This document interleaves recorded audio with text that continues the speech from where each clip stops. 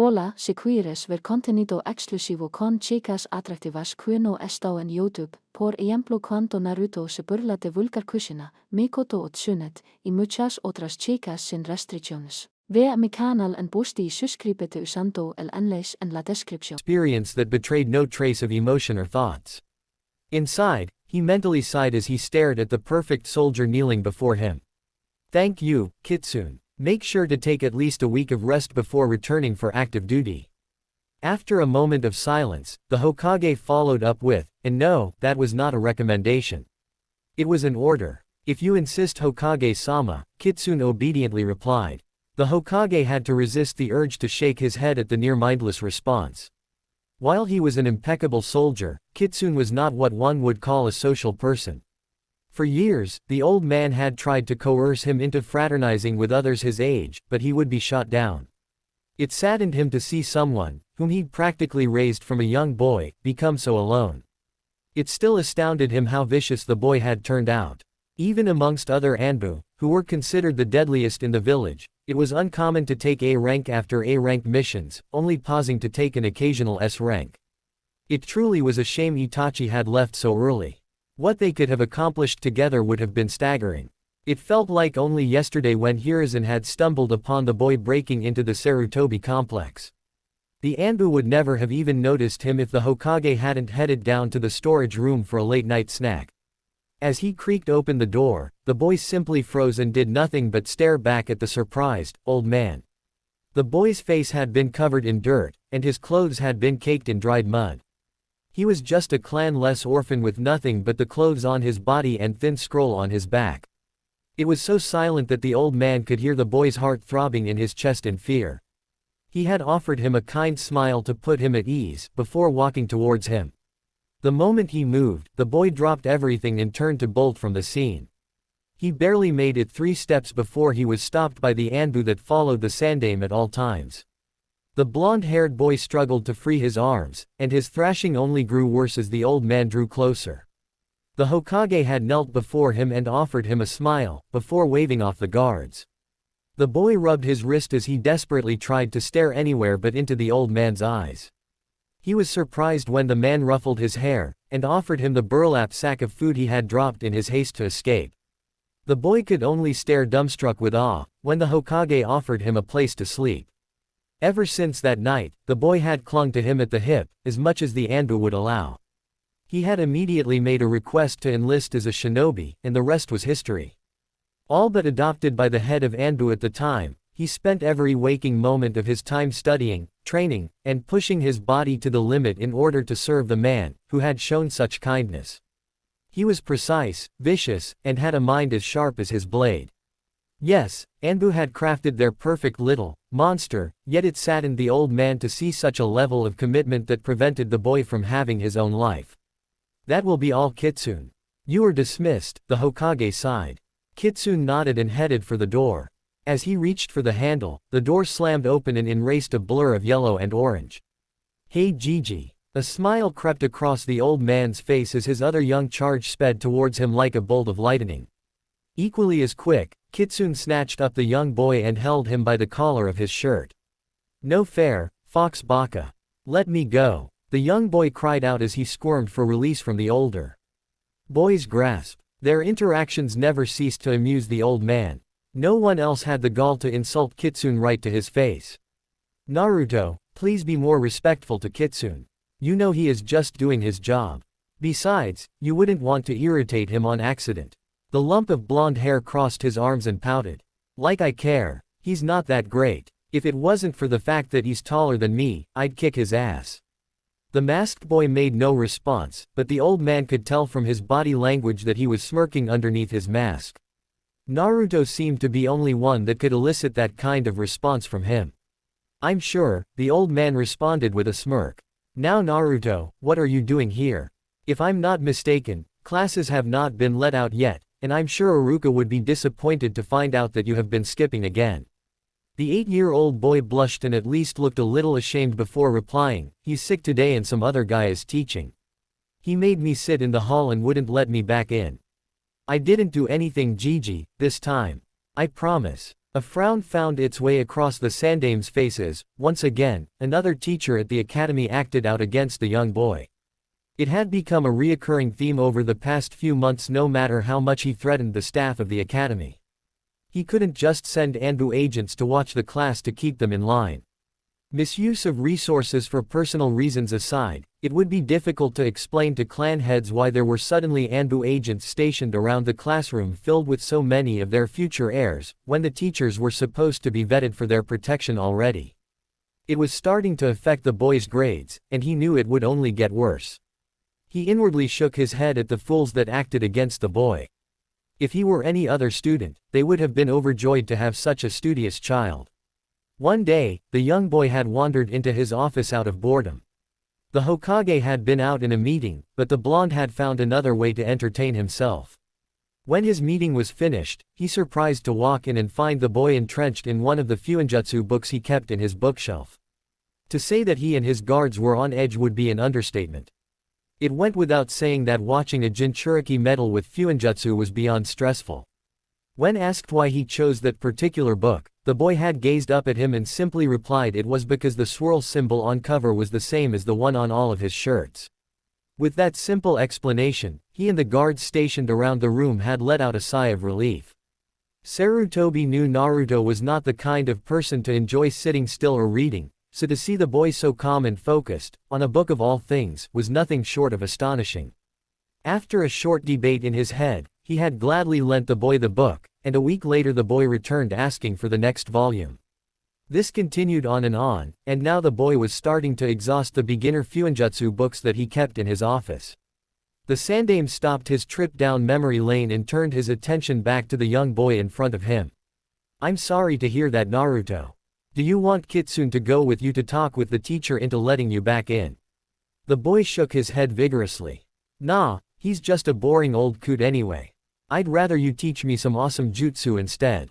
Come on Gigi, please." The old man chuckled as he replied, "I'm sorry Naruto, but I'm busy as it is," motioning to the mountain of paper that littered his desk and the ground around him. "Maybe in a week or two we can schedule a day for just the two of us, or, at the very least, free up some time for some ramen." The young boy's eyes lit up in excitement, and his sound of approval echoed off the walls of the room. "Kitsune, please escort Naruto back to the academy and, while you're there, ensure that the teacher is aware of my displeasure of the situation." Over Naruto's sounds of disappointment, Kitsune nodded, understanding the message. "And before you go back, maybe just show a little something to Naruto to appease his curiosity." Naruto perked up again. "Do you mean it? Only if you promise to behave yourself until Iruka returns from his leave," replied the Sandame with a serious expression. "You got it Gigi. And I never break a promise." He chuckled at the verbal tick as he waved Kitsune, who was still holding the boy by his collar, out of his office. He continued to hear the boy's muffled screams for release as they made their way down the hall. He sighed and leaned back into his chair. Naruto was always a breath of fresh air, and it was good for Kitsune to show at least some emotion. Naruto was someone who refused to be ignored and demanded attention. When Naruto had first met Kitsune, he refused to stop bugging the teenager about how his mosque's whisker marks were similar to his own. After a nasty run-in with some drunk villagers, Kitsune had intervened on Naruto's behalf and they had taken to each other immediately afterwards. As similar as the two were, Hiruzen reflected upon how they would follow different paths.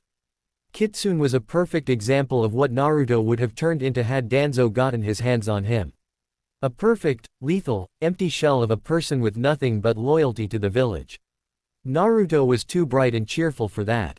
Hiruzen was content his decision to keep the boy from starting his career too early. He already had the guilt of one child soldier on his conscience, and he didn't want to add another. He made one final gaze at the fourth picture hanging on his wall of a mop of golden hair, before resigning himself back to the paper stacked in front of him. Naruto was so happy he could almost skip as he made his way through Konoha. He would never actually skip, no never, for that wasn't very shinobi-like. No sir. But he was so excited he couldn't help but at least giggle. He had finally done it. He had made his way through Gigi's library of beginner fuinjutsu books, and now, he held a new, blue book under his arm. He could finally start moving on to the advanced stuff. His mood slightly soured, and he made a tiny pout. Well, Not really the advanced stuff. Gigi had said he still had to move on to the medium-level books, but hey, that was still an improvement. His determination back in his eyes, he vowed to be the best ninja in the village at Fuinjutsu, just like the Yondaime was before him. Though he would never admit it, Naruto was very self-conscious when it came to his own talent. Sure, he liked to talk big and would fight tooth and nail to back it up, but whenever he had to compare himself to the likes of Sasuke or even Kitsune, he would feel disappointed in his own ability. Not for a lack of trying. He would spend hours trying to mimic what Nei-chan and Kitsune-san would teach him, but he still felt as though he was coming up short. The fact that he had advanced to his current level of Fuinjutsu all by himself made him beam and swell with pride. He had become entranced the second he'd laid his eyes on that book in Gigi's office.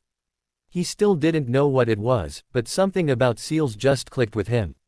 It was exhilarating to finally find something he was good at, but when he learned in class that his hero, the Yondaime, was also a seal master, it was just even better. Naruto couldn't help but snicker at the memory of the teacher's face when Kitsune had arrived. With him back at the academy a few weeks ago, he had never seen anyone's face turn that pale before. He had forgotten what kind of effect Kitsune's presence tended to have on other people. He always forgot how big a deal he was due to the way he treated him. Kitsune would always take the time to listen to him, and he'd always rub his hair when he left. At first it bugged him like it would with any other kid, but he eventually grew fond of the sign of affection and looked forward to it, although he would never admit it. So there he was, not skipping, clutching his first, grade 2 Fuinjutsu book under his arm. All the while ignoring the angry stares and whispers that would erupt as he passed by. It was the weekend and Iruka had decided to cut the class some slack by not giving them any homework. Now with all this free time, he made his way towards his second favorite spot in the village.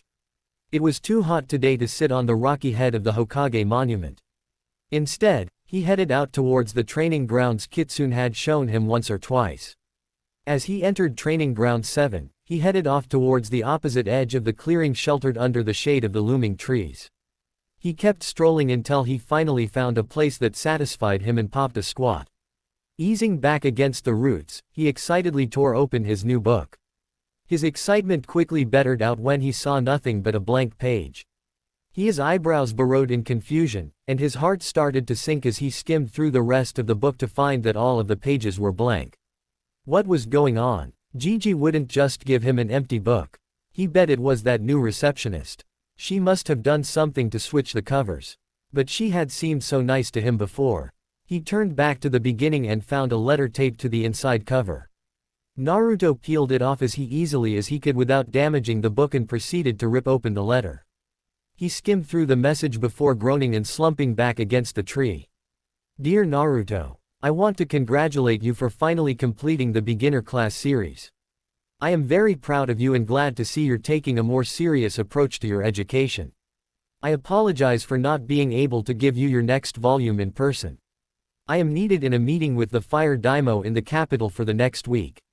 So Kitsune and I will be unable to congratulate you on your accomplishment in person. Kitsune is also proud of you in his own way. I took his grunt when I mentioned your accomplishment as a sign of approval. By now you are probably wondering why your current book is blank. Consider it a test. I don't claim to be an expert seal master, but I'd like to think that I know my way around the trade. I do know that all seal masters go through a series of tests upon completing each level, and since Konoha is rather lacking in that department, I thought I'd give you a mock test, until a true expert can come to test your abilities. Your challenge is simply to unlock your new book. All you have to do is remove the seal from the first page. Think of it as a culmination of everything you have learned so far. Before you get any ideas in that empty head of yours, don't think about simply tearing the page with the test on it. All that will do is activate a security seal and spit out an enormous amount of ink, drenching both you and the book's pages. I know you can crack this if you put your head to it. Good luck and I will see you soon. Hiruzen Sarutobi. Naruto was filled with a strange combination of annoyance and anticipation. While he was ticked that the old man tricked him, he was also humbled that the old man thought enough of him that he could pass this test.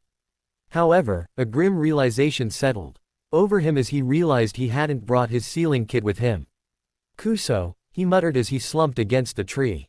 He had only been planning to flip through the book and get a hold of the new concepts before starting to take any notes. He hadn't thought to bring his equipment with him. The seal Gigi had placed was only slightly challenging.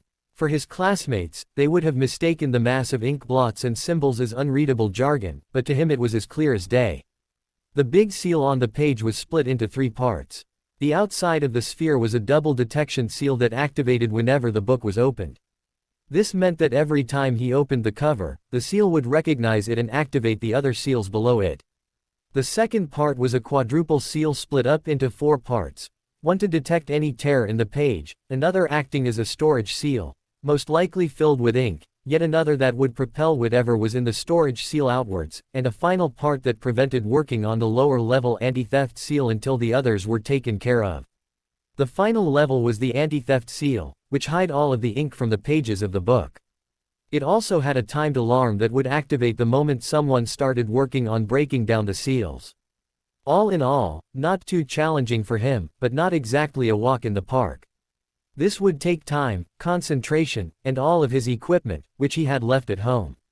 Not resigned to lose his day in the training grounds, he tucked the book under his arm and neatly folded the letter into his pocket, before setting off into the woods.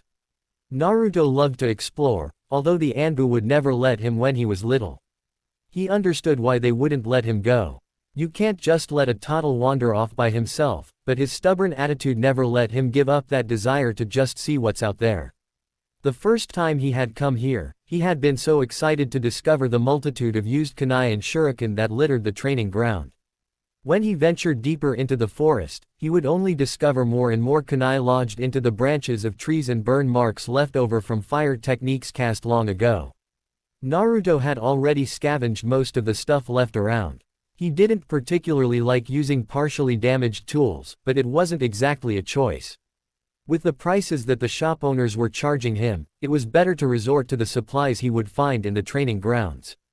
Today, Naruto found himself traveling further and further into the woods than he usually went, hoping to find some kunai or shuriken that he may have missed before. After about 45 minutes of walking with no results, he was ready to turn back and head home to unlock his new book. As he turned to leave, a glint of sunlight caught his eye. Up in a tree off to his right, he could make out the metallic gleam of a kunai's handle. Naruto smiled to himself as he set his book down and began clambering up the thick trunk. He slowly inched himself up the bark, until he could finally stand on the wide branch and get a good look at it. The blade was buried hilt deep inside the bark. Naruto took hold of the handle, which was bigger in comparison to the other kunai he had used, and pulled with all of his might. After 3 of 4 tugs, he finally managed to yank out the blade only to discover something different. The hell is this? The blade wasn't shaped like normal kunai.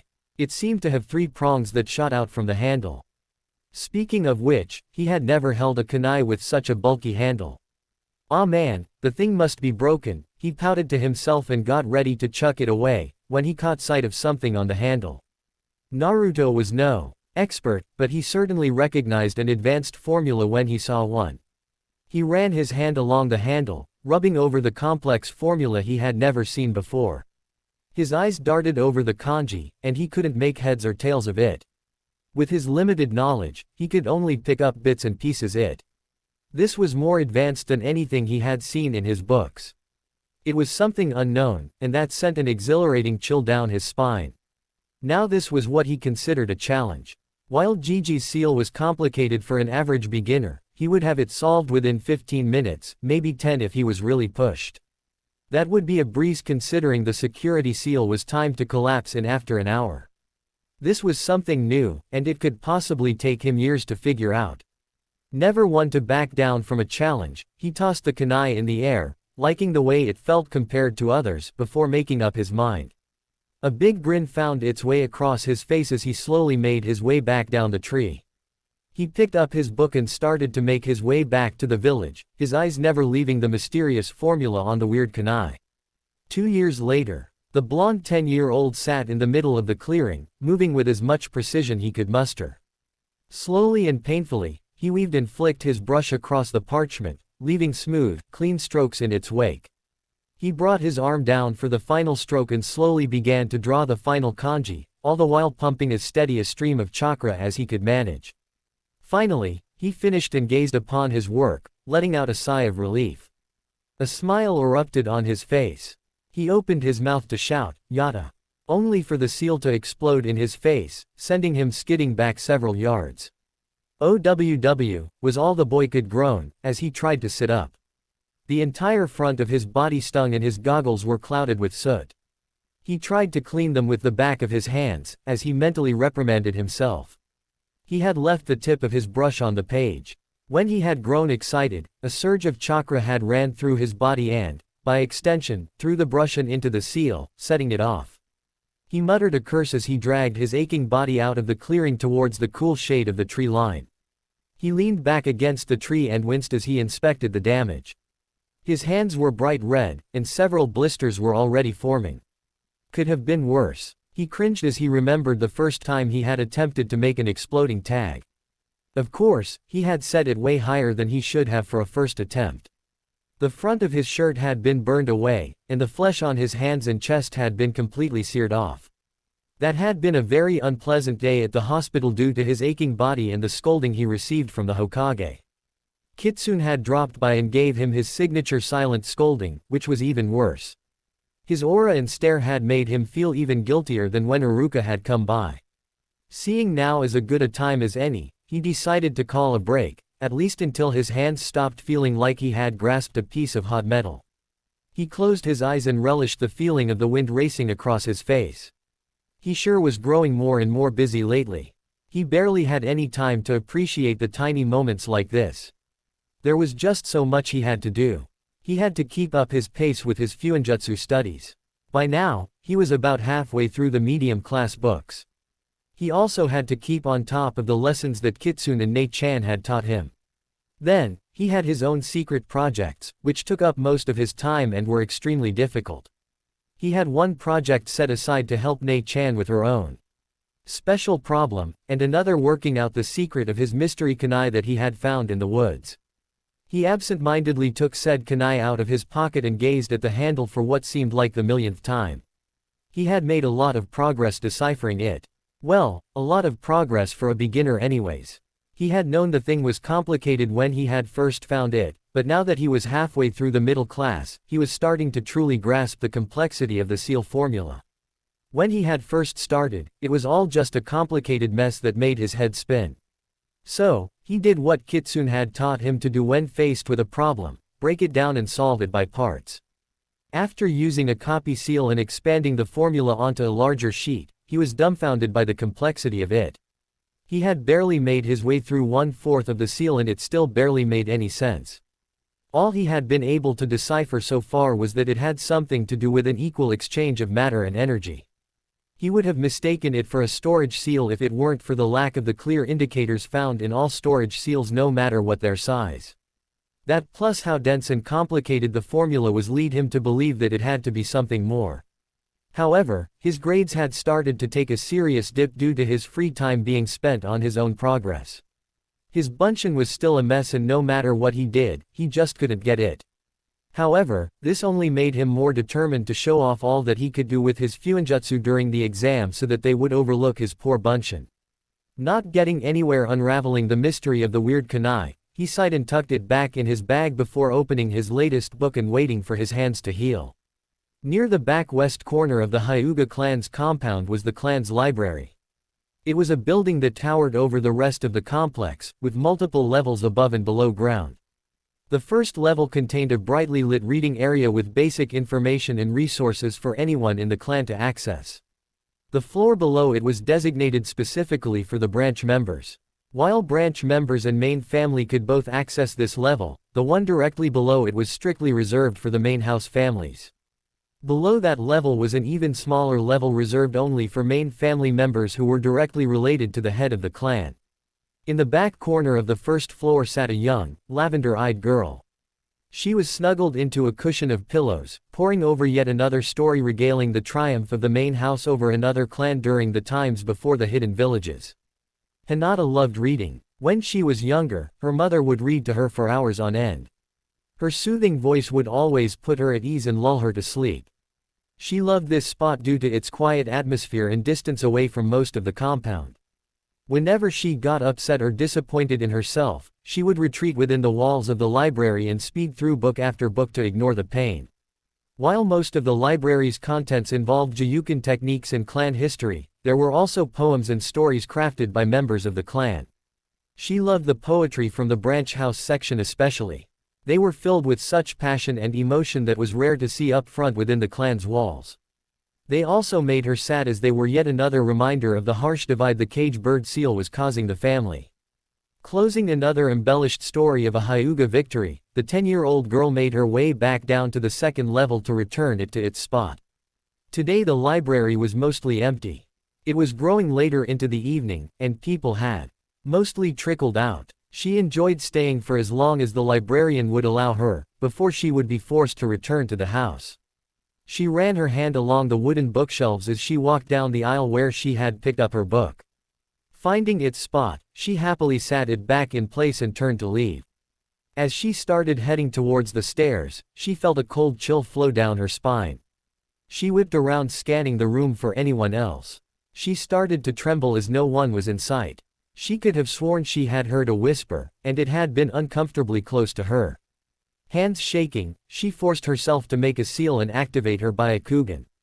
The world melted away into black and white as she peered through the bookshelves. Sure enough, the entire floor was empty. The only person lingering in the building was still the librarian sitting at her desk, stamping at paperwork. Her head was telling her to rush up the stairs, but her feet were planted firmly in place. She felt a slight tug in her gut, and she slowly started walking deeper into the room. She kept going deeper and deeper, until she found herself standing at the gated entrance to the third sub-level, which was reserved only for the direct family of the clan head. Her whole body was shaking and wanted to flee, but she steeled herself and thought of an adventurous, young blonde before steeling her resolve. As she passed through the gate, her hand passed over the seal designated to detect and activate the cage bird seal, and her hand unconsciously went to her forehead. She grabbed a candle from the wall and lit it with a low-level fire jutsu. Nothing special, just something taught at the academy to help light fires on missions. She descended down the stairway and creaked open the wooden door to the bottom floor. This was honestly the first time she had ever ventured down here, and she was surprised by how small it was compared to the rest of the building. Even though she had access to it, she had never felt like coming down here. The atmosphere it excluded just reminded her too much of the council. There were fewer scrolls on this floor, but they were still neatly organized and piled on what few shelves there were. The room was full of secret and restricted Juyukin techniques known only to the clan heads and unedited versions of the clan's history. As she ventured through the shelves, she caught sight of a rather large scroll sitting a pedestal. Unlike many of the other scrolls down here, this one was absent of cobwebs and dust. There were very few people with the access to this floor, and none of them would have come here with cleaning on their mind. That would be below their station. To see one in such clean condition shocked her. She ran her fingertip along the kanji for tiger as she felt the same chill from before. She whipped her head around and happened to glimpse the faintest glow disappear behind a wooden door at the end of the room. She tentatively tiptoed inch by inch up to the door. She reached out with her shaking fingers and touched the door handle. Hinata. Her back slammed against the door, and her Byakugan flared to life, darting all across the room. Nothing. Still nothing. Her heart was beating in overtime and every instinct was telling her to run, but she slowly suppressed that feeling and deactivated her eyes. She was going to keep going. She just had this strange obligation to continue. Taking a deep breath, she creaked open the door and peeked inside. Even when she poked her candle through the doorway, she could barely see anything. She creeped down the stone hallway before entering a small round room. It was pitch black and the air felt cold and damp. She glanced up towards the ceiling and was surprised she couldn't see it. Lifting her candle as high as she could, it barely illuminated the walls of the room. She lowered the candle with care and skipped a little to the side as hot wax dripped down its side. As she titled the candle to drip off the rest of the melted wax, she made her way towards the walls. When it finally came into view, she was surprised to discover a white rock with strange engravings. She ran her hand through one of the grooves and started walking to her right. She followed the circular path of the walls, and was surprised to discover that the strange stone encompassed the entire room, aside from the doorway. It rose up about 2 feet above her head, and she faintly make out faded outlines of something on the walls. As she glanced back at the ground, she noticed a spot in the center where the sand had been disturbed.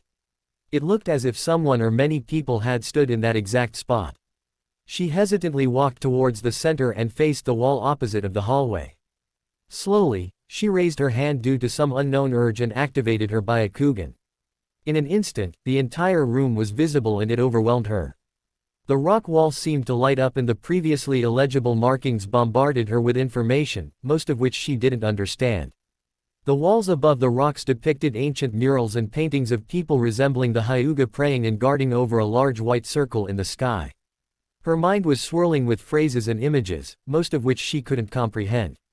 Even in her stupor, she was able to catch 1 or 2 phrases from the wall such as, "The will of the moon people," and their "duty to guard." Hinata was confused and fascinated at the same time. This was unlike anything she had ever seen. It was beautiful. It was exhilarating. It was terrifying. She froze when she finally noticed that she was no longer the only one in the room. She slowly turned around to see a white, blurred figure standing in the exit of the hallway. She breath caught in her throat and she began backing away from the figure. With every step she took away from it, it grew closer. She felt her back press against the stone wall, and she curled up into a ball. The blurry, horned figure made incomprehensible sounds as it moved towards her. She closed her eyes and covered her ears as she only picked up bits and pieces. Tears stung her face as she shook in fear. "Help, please, please leave me alone, Hinata." Her eyes shot open, and her father stormed into the room straight through the figure, dispelling it. He crouched down in front of her and she flung herself onto him. He winced at how tight she was gripping his neck as he placed her arms around her back. She was vigorously shaking and muttering something about a ghost. Hiyashi had been beyond shocked. Earlier, he had been meaning to talk to Hinata regarding her training, when he discovered no one in the compound knew where she was. Usually this just meant she was holed up in the library, but when he arrived, he couldn't find her anywhere.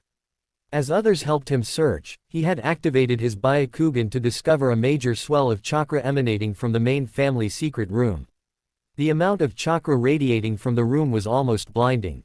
He forced himself through it and managed to see the outline of his daughter standing in the middle of the room. He raced through the levels of the library and tore across the final floor to see his daughter curled on the floor crying out for help. He himself had stood in this room attempting to decipher the Hyuga ring to no avail, as had every clan head before him. In all of his research and personal experience, he had never seen or heard of anything like this happening before. Away from the eyes of the elders and the rest of the clan, Hiyashi took a rare moment and let his emotions show, as he held his daughter in his arms and tried to calm her. He ran his hand down her hair and back in an attempt to calm her down. It had been years since he had carried her like this. He stood up from the ground and slowly started taking her back out of the chamber. It would be weeks before Hinata would find the courage return to the library. A whole year before she was finally willing to go back down to that level by herself. As her father carried her away, Hinata squeezed his arm and buried her face in his shoulder. It would not be until the next morning that she would discover the small scroll clenched in her hand. The few words she had comprehended from the figure echoed in her mind.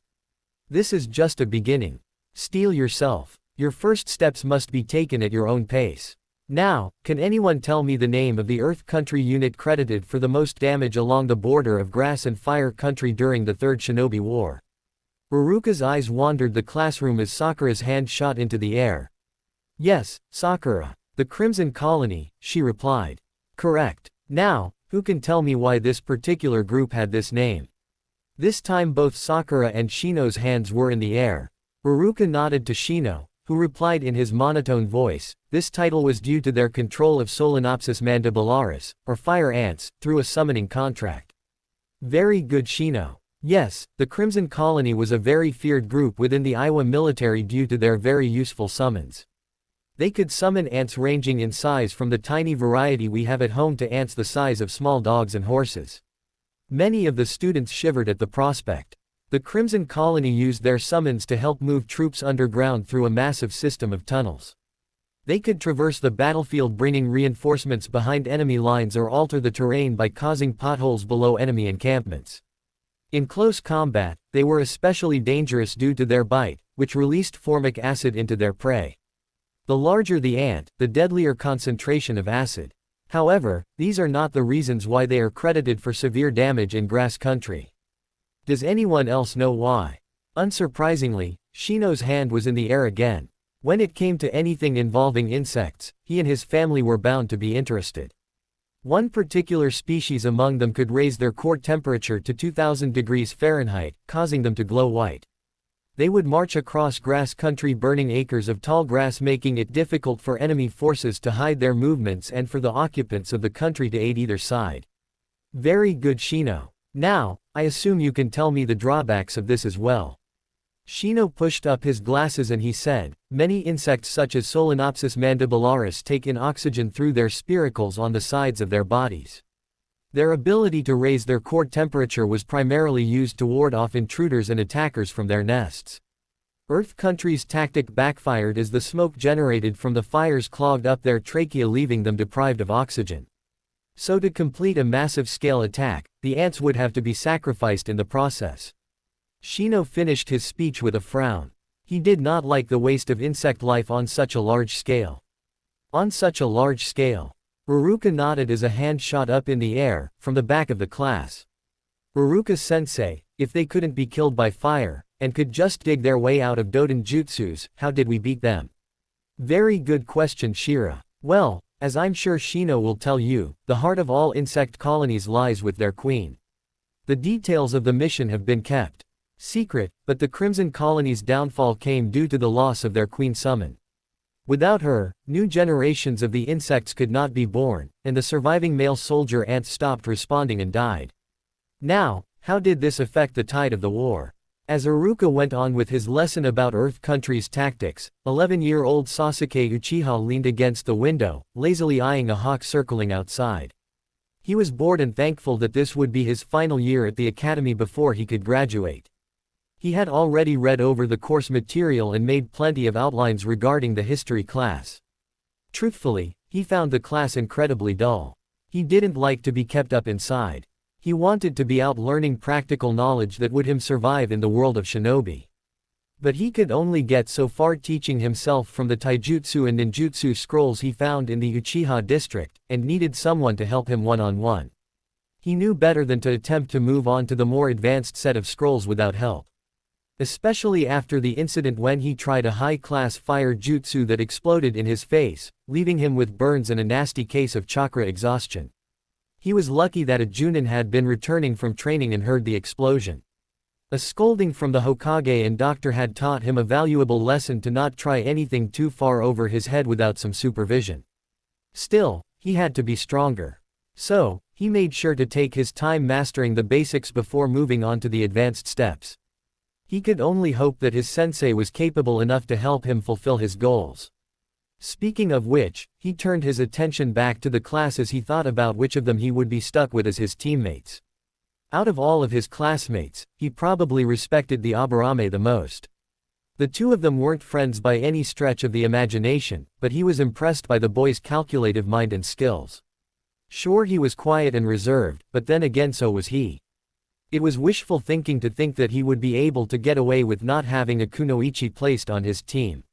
He was sick of all of them. He was sick of every last one of them. Always swooning and ogling him everywhere he went. It was annoying. Well, not all of them were like that. He glanced over his shoulder towards the back corner of the room, where a white-eyed girl diligently paid attention to Uruka's every word. No, the Hyuga was not like the rest. He could at least tolerate her. As one would assume from someone of her clan, her taijutsu skills were unmatched by the other girls of class. The only reason he felt that she wasn't the top kunoichi was because of her grades. While there was no denying she was intelligent, Sakura was ahead of her in that department. On top of that, the grade for taijutsu was only based on the academy style and did not take other factors into consideration. The only thing that bugged him about her was her shyness. He didn't know what kind of situation she faced at home, but whatever it was, it had obviously molded her into the withdrawn person she was. The only times he ever saw her come out of her shell was whenever.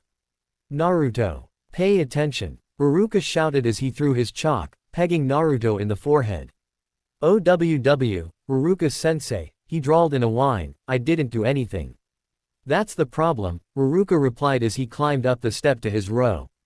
What is this? He asked, picking up Naruto's notes. On the piece of paper was a badly drawn doodle of what appeared to be Naruto with kunai in hand as he flew towards a group of large, cartoon ants on fire. Sasuke could only roll his eyes as Iruka started going off on a tangent about making good notes. As he turned his attention away from the bickering duo, he spotted Hinata off in the corner barely controlling her, giggling over the antics of the blonde. Yes, he was the only one she lit up for. It was odd for him to see the only girl in his class that wasn't head over heels for him seemingly pay attention to the class's dead last. Well, he couldn't call him that anymore. Although he would never stop calling him that just to get on the blonde boy's nerves, Sasuke had to admit that Naruto no longer held that position. That title was purely due to his abysmal grades and mistreatment from the teachers. Sasuke wasn't blind. He had seen throughout the years as the teachers and the villagers had shunned and ostracized the boy. They were fools. Sasuke knew firsthand that Naruto wasn't as stupid as other people believed him to be. At first he couldn't believe his eyes, but it would come to pass that Naruto could be found every day at lunch reading a book. Since none of the other kids would let him sit with them, he had taken to sitting by himself off under the tree in the corner of the courtyard.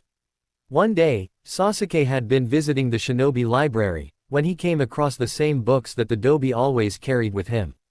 The green color and spiral design on the cover could not be mistaken for anything else. Curiosity overcame him as he grabbed the closest volume of the set and opened it. To put it bluntly, he couldn't understand a word of it. He was surprised to say the least that the supposed dead last was studying what was considered by many to be the most complex of the shinobi arts. He wanted to shake off the whole thing as a ploy by the prankster to make himself seem smarter, but one day, he had seen firsthand what the blonde could do as he watched him seal away an old lady's bag of groceries to help lighten her load. No, Naruto may not be the brightest person, but in regards to sealing, Sasuke could tell that he was something special. After his initial surprise and small pang of jealousy, he had quickly shaken it off. Let the goofy idiot meddle with seals. They had never really interested Sasuke in the first place. What really bothered Sasuke about the blonde was neither his aptitude with seals nor his tendency to goof off.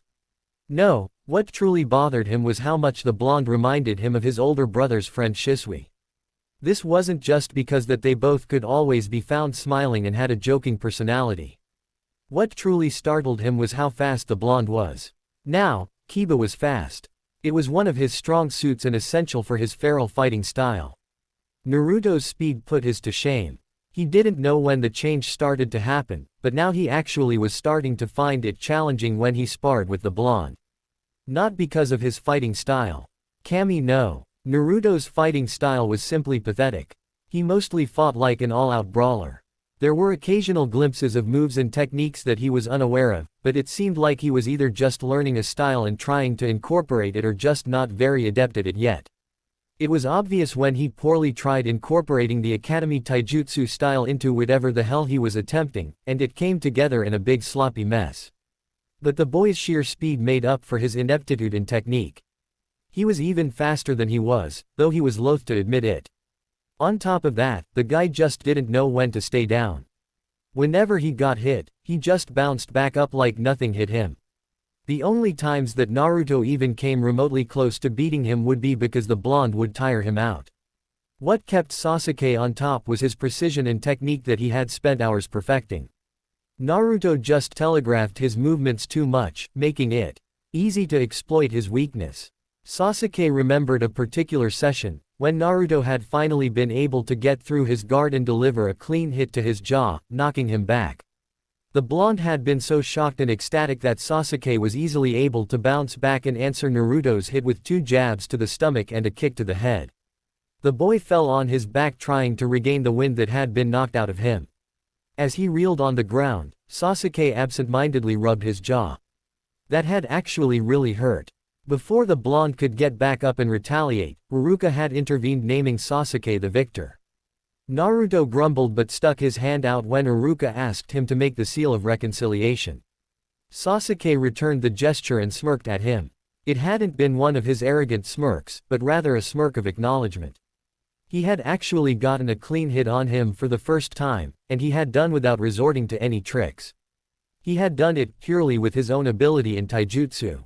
The blonde had been surprised by the hidden message and offered one of his rare, grateful smiles in return. Sasuke was never able to find out how the blonde had managed to get that fast.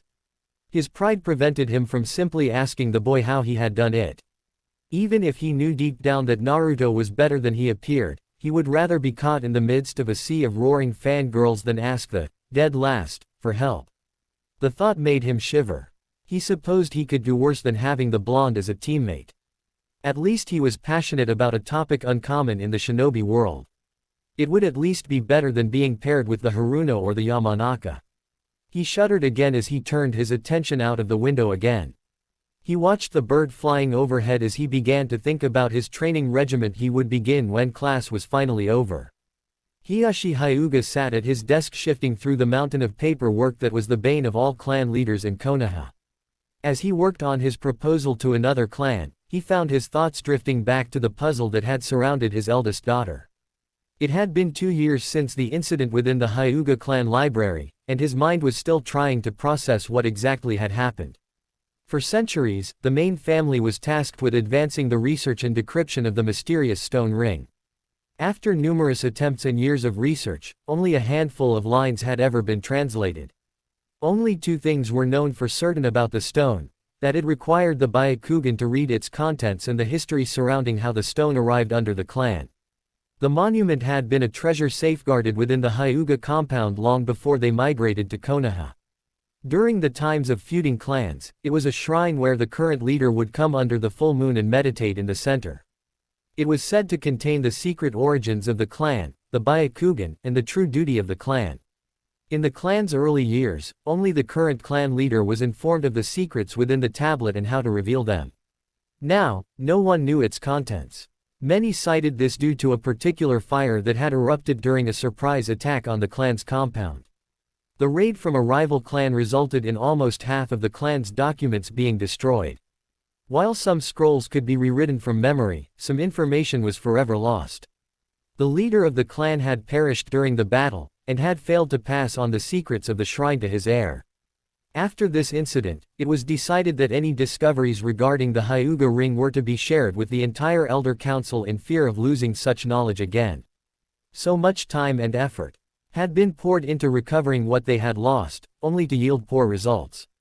Others may have given up and simply left it as an unsolved relic to be forgotten to time, but they were the Hyuga clan. They were drenched in tradition and would never back down from a challenge just because it was difficult. Their pride and sense of duty would not let them. So to say that the elders had been uncharacteristically flabbergasted at Hinata's reaction with the monument would be an understatement. It wasn't well hidden that the council thought poorly of his older daughter and favored her prodigious younger sister. For her to finally elicit any sort activity from the relic that they themselves had failed at achieving was a massive blow to their pride. Even Hiyashi had felt a momentary stab of jealousy due to his own efforts, but it had been quickly overcome by a swell of pride. The incident had given him a much-needed advantage with dealing with the council. They had recently brought up the topic of who would be chosen as clan heiress and who would be sealed once again. Hiyashi had tried his best to postpone the decision for as long as he could. He had been buying as much time as he could so his daughters could enjoy what little time they had without the pressure of the seal looming overhead. Now, the council was torn apart. They still favored Hanabi, but this incident created an unprecedented problem. If Hinata were branded, she would be unable to return to the floor reserved only for main branch families, ruining their greatest breakthrough in the mystery of the ring. While they could alter the seal along the door and make an exception for her, they were uncomfortable with the idea for making exceptions for the side branch. So they settled to postpone the decision for an undecided amount of time, until they could come to a consensus. In the meantime, they wanted Hiyashi to make Hinata interact the ruin as much as possible. So friends. So far, you've seen a Hokage who's basically a full-time babysitter, an Anbu who charges extra for showing emotion, and a blonde kid who reads books mainly to turn them into bombs. But the party's just getting started. Because now we've got a shy girl who's stumbled upon a secret scroll that her entire clan has been uselessly obsessing over for generations. And let's give a special shout out to Big Brother Kitsune, whose life's purpose seems to be grabbing Naruto by the collar and swinging him around like a handbag. What's next? Who knows? Sometimes it feels like these Konoha folks only know how to give their kids PTSD in the name of a normal childhood. Shortly after the incident had occurred and Hinata had finally settled down, Hiyashi attempted to bring Hinata back down again and recreate the event. He almost chuckled as he remembered Hinata's reaction. She had been uncharacteristically adamant and refused to go back down to the bottom floor. Even after he delivered a direct order, she still wouldn't budge. If it weren't for the importance of the subject, Hiyashi might have been proud of her for standing up against him, even though it was out of fear. He eventually had to coerce her with the promise of something that had been very important to her late mother. The catch. It was on the same floor as the stone monument. Although her body was racked with fear, she held her head high as she followed behind father, lighting the way with a light fire jutsu in his palm. After all of the build-up, he had been sadly disappointed. The room remained as quiet and dark as it always had.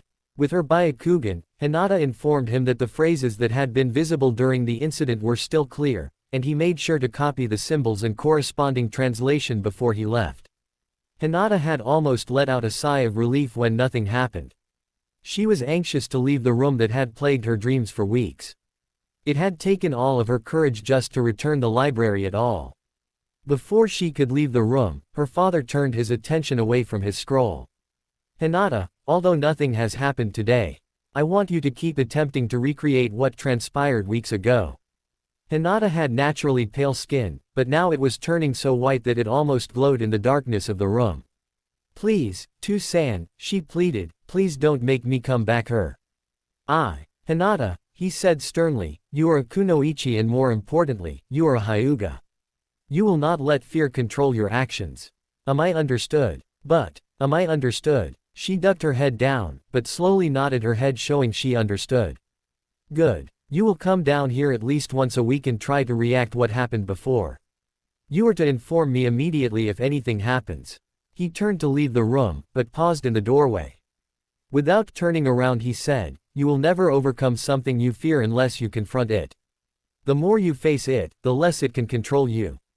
Never let fear control your life.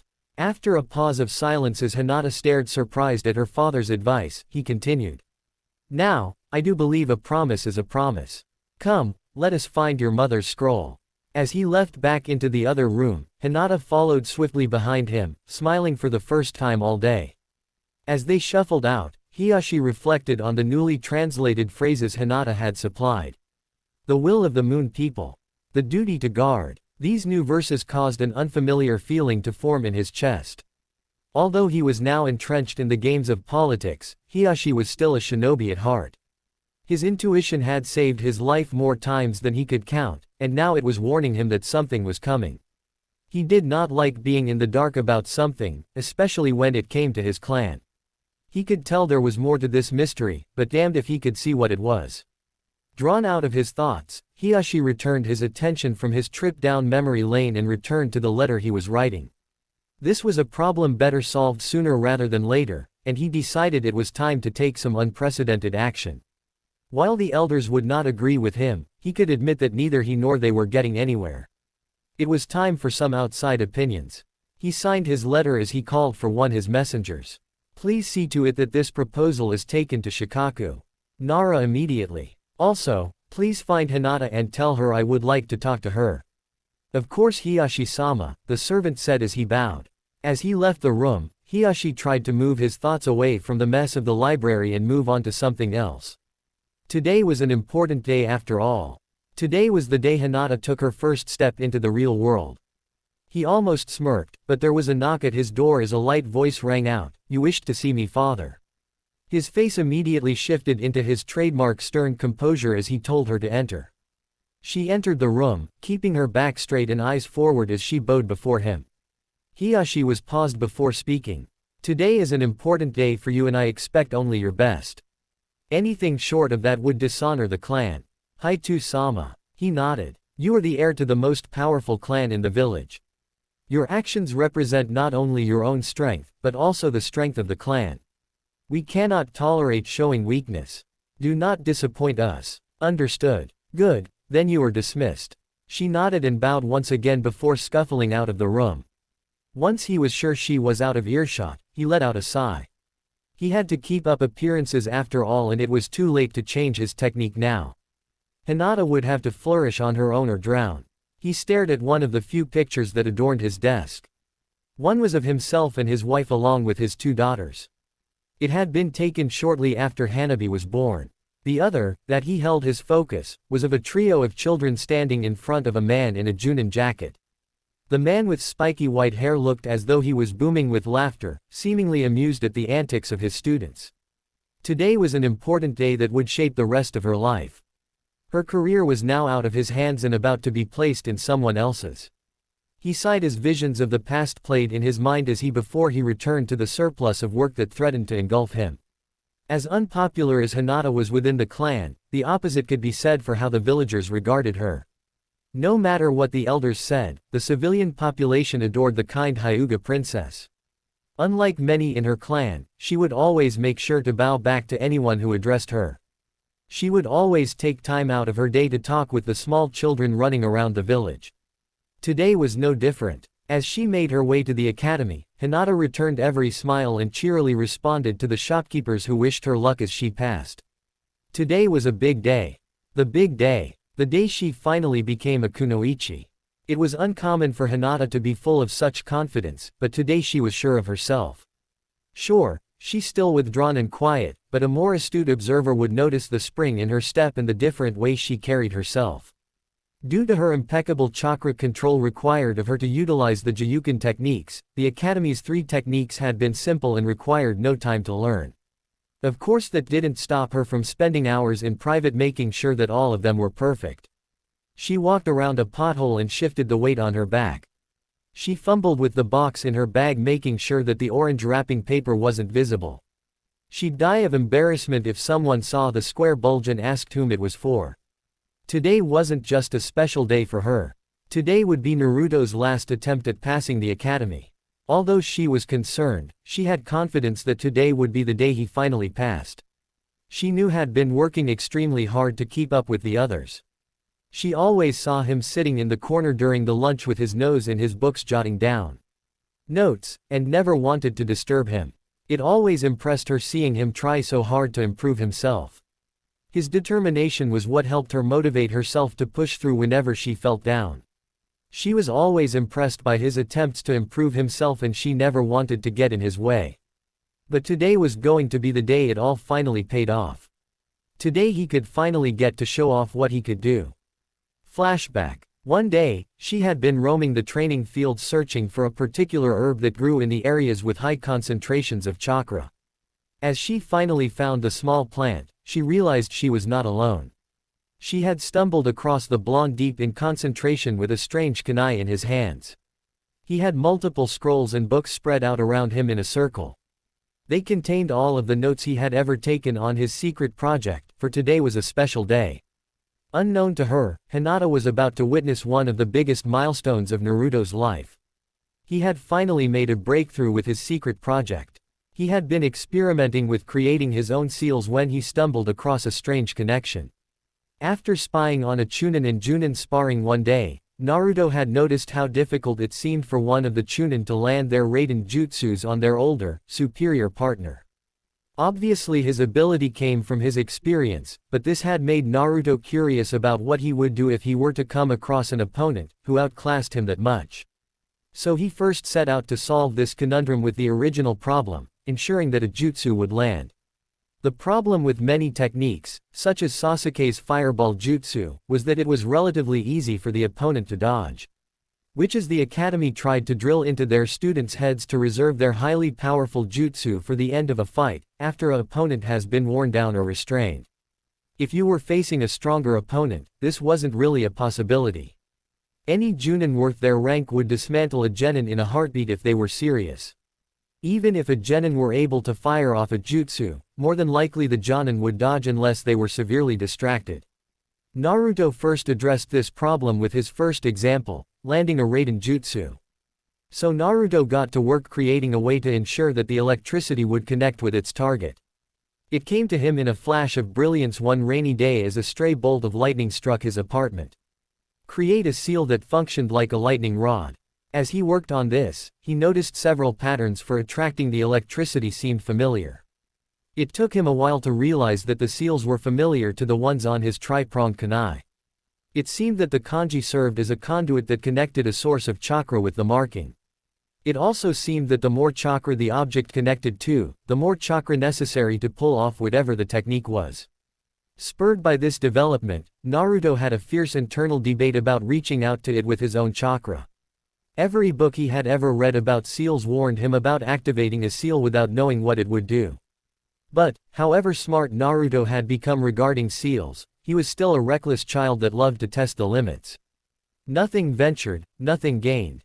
So, Naruto sat that day surrounded by his research with barrier seals ready to activate if anything went wrong. He let out a sigh as he got up and planted the kunai about 25 feet away. He wrapped a remote activation seal around the handle, before returning to the circle. He took a deep breath and ran through the hand signs. He closed his eyes and let his chakra reach out to the remote seal. Once it was linked, he began pushing his chakra into the seal in the handle. Once he linked with the seal, his mind was assaulted with a whole new form of sense. It was as if his mind was being fed two different displays of the world around him. Suddenly, he was aware of the seal's location as though it was a shining light in the dark. It stood out like a beacon of yellow light. Wow, was all Naruto could muster. As his chakra lingered in the seal, he could feel it molding itself to fit the seal's jutsu until it happened. Hinata could only let out a gasp as Naruto simply disappeared. All that was left of the blonde was a bright yellow flash. Just as quickly as he disappeared, the blonde reappeared and fell to the ground in a heap. He shook his head, as he tried to stand back up. He had never felt so disoriented in his life. What the heck was? He was cut off as he felt a searing pain, and his stomach suddenly decided that he needed a wake-up call. End flashback. Hinata had been shocked to say the least. She remembered how she couldn't help but stare at him for the rest of the week. It wasn't until he asked her if he had something on his face that she was able to turn away out of embarrassment. If he was able to learn something like that all on his own, she was sure that taking something as simple as the Academy's test would be a cakewalk. Her thoughts were interrupted as a shadow passed over her head and called out her name. Was that? Sasuke Uchiha took one last glance over his shoulder at the monument before turning and leaving the cemetery. He had a promise to keep and today was the first step towards making that promise a reality. As he walked through the Uchiha district, he almost shuddered out how empty it felt. It was nothing but a ghost town. A shell of its former glory. That would all change. He would make sure of that. Entering the village, the civilians all stopped to bow towards the last Uchiha. The prodigal boy destined to return the clan to its former glory. He almost wanted to scoff at them.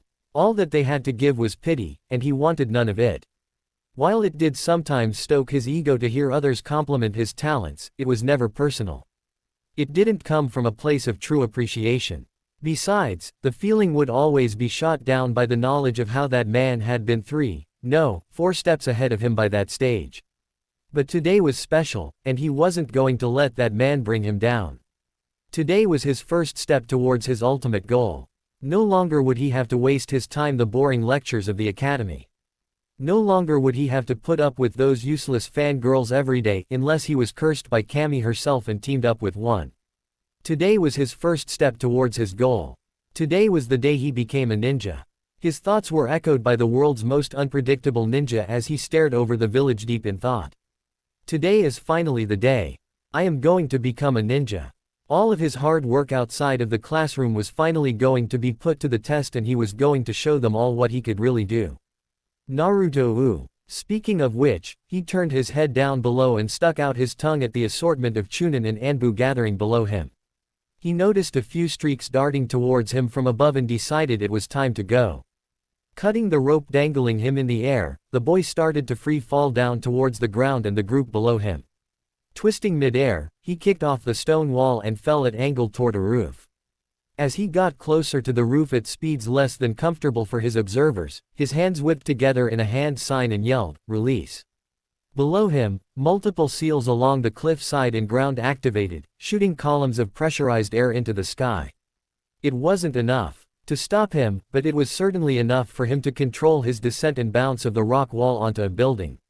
As soon as his feet touched the ground, he shot off like a bat out of hell, closely followed by an assortment of Chunin, Junin, and Anbu. "Come on, guys," he shouted over his shoulder. "I haven't even done anything this time." Smirking, he crossed his hands in another hand sign, as multiple seals sprung to life. A cloud of smoke enveloped the cliffside, and as it cleared, the people of Konoha could only stare in abject horror, as the Hokage monument was desecrated in paint. "Now, I've done something. You won't be getting away with this, Uzumaki," one Chunin shouted at him. The blonde boy smirked as he led through his carefully planned course through side alleys, rooftops, and buildings all across Konoha. He led the pack through his planned route, triggering traps and seals left and right, covering his pursuers in an assortment of undesirable materials, from glue and feathers to paint and cement. Laughing the entire time, Konoha's #1 troublemaker woke the town by storm and loved every minute of it. At one point, he jumped from one rooftop into the middle of the street, and couldn't help but chuckle as flew over someone he knew. "Hi Hinata-chan," he yelled with a smile before taking off with a cloud of smoke behind him. The girl could only stare in astonishment as the group of shinobi chasing the blonde ran around her. After a while, he decided it was finally time to call it quits and finally head to the academy. As the Chunin still left in the pursuit saw the boy make a sharp left turn, they began to smirk. Many knew it was a dead end, and they would finally be able to end this drawn-out pursuit. They finally turned the corner only to be met with nothing. The boy was simply gone. The censors in the group reached out but were unable to find him. It was as if he had simply vanished. Halfway across the village on a rooftop overlooking a certain ramen stand, a single tri-pronged kunai was embedded in the ground. The next second, there was a flash of yellow and a young boy appeared as if from nowhere, grinning victoriously. A short second later he hunched over and began violently regurgitating the contents of his stomach. Damn, every time, he thought to himself. At least it was becoming more manageable. He wiped the blood from his mouth on his sleeve and leaned against the railing for support. He reached down and pocketed the kunai before turning to admire his handiwork. The Hokage monument was decorated in a rainbow of colors and drawings, all planned out by his seals. Of course he had added a few tricks as well, courtesy of his fuinjutsu talents. The second Hokage's eyes seemed to be crying as water poured continuously from the statue's eyes. A similar situation could be found on the head of the Sandaime as smoke seemed to be coming out of his ears. Even the Yondaime could not seem to escape the boy's wrath.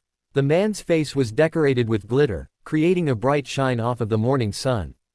Naruto giggled to himself as he panted and regained his strength. Oh, it had been worth it. His final prank before he became a ninja, and he had pulled out all the stops to make it one to remember. As he settled down, he finally noticed the other presence on the roof and gulped before trying to bolt off. He was caught and held by the hem of his shirt as he flailed trying to free himself from his captor. Going somewhere? A voice that still sent shivers up his skin asked. Nowhere, Kitsune-san. What are you doing here? I knew there were about 5 places that you probably show up at after that hot mess. Knowing you, I decided to follow your gut and stake out here. By the way, that technique still needs work. I know, the boy said, resigned to his fate and finally stopping his struggling. So, where do you think we are going now? To go have a pleasant talk with Gigi? The boy asked hopefully. The masked teenager shook his head and replied, no, we are off for a nice, long chat with Iruka-san. Wouldn't want to be late for today, now would we? I'm sure he'll be very understanding. Naruto gulped as the world of pain he knew he was in for slowly approached him. Hinata couldn't help but giggle as she watched Iruka go off and lecture Naruto about his terrible behavior. The two looked so much like brothers that at times it was hard to believe they weren't actually related. Naruto at least looked a little ashamed as Iruka went off on him. After a while, he was finally able to make him stop by saying he could remove all he had done right now. The Chunin was obviously confused, but allowed him to go on. Naruto clasped his hands together, working his way through several hand signs before whispering release and pointing out of the window. Iruka and Hinata could only look in awe as the Hokage monument looked as clear as it had the previous day. What did you do? He asked. I just used the reverse seals I placed up there. I knew you were probably going to make me clean it up, so I decided to save some time. He grinned and rubbed the back of his head as Iruka simply sighed. While he was still upset about the whole debacle, he was also quite proud of the level of skill and forethought Naruto needed to pull it off. He decided to let him off easy, with a promised visit with the Hokage after everything was over. As everyone settled into their seats, Iruka stood in front of the class and began his speech. Before we start with the examinations, I just wanted to say how proud I am of all of you. You all have worked so hard to reach this point and I have been honored to be your teacher. Remember all of the lessons you have learned here and let them guide you to success out there in the real world. And with that he began calling up the first students. The graduation exam for the academy was split up into 5 parts: a written exam, an accuracy test, a taijutsu spar, the academy 3, and a special section to demonstrate any personal abilities that could warrant extra credit. Many of the students from civilian families opted out from this particular section. They mostly felt that any skills that they could demonstrate would be unimpressive when compared to the abilities passed down through clan families. For example, Kiba and Akamaru showed off their Suga, Hinata demonstrated katas of the Jiyuken, and Sasuke let loose his clan's signature Gukaku no Jutsu. After the chatter over Sasuke's technique died down, Naruto was finally called up and he could barely contain his excitement. He ran to the center of the courtyard with his bag of sealing materials slung over his shoulder.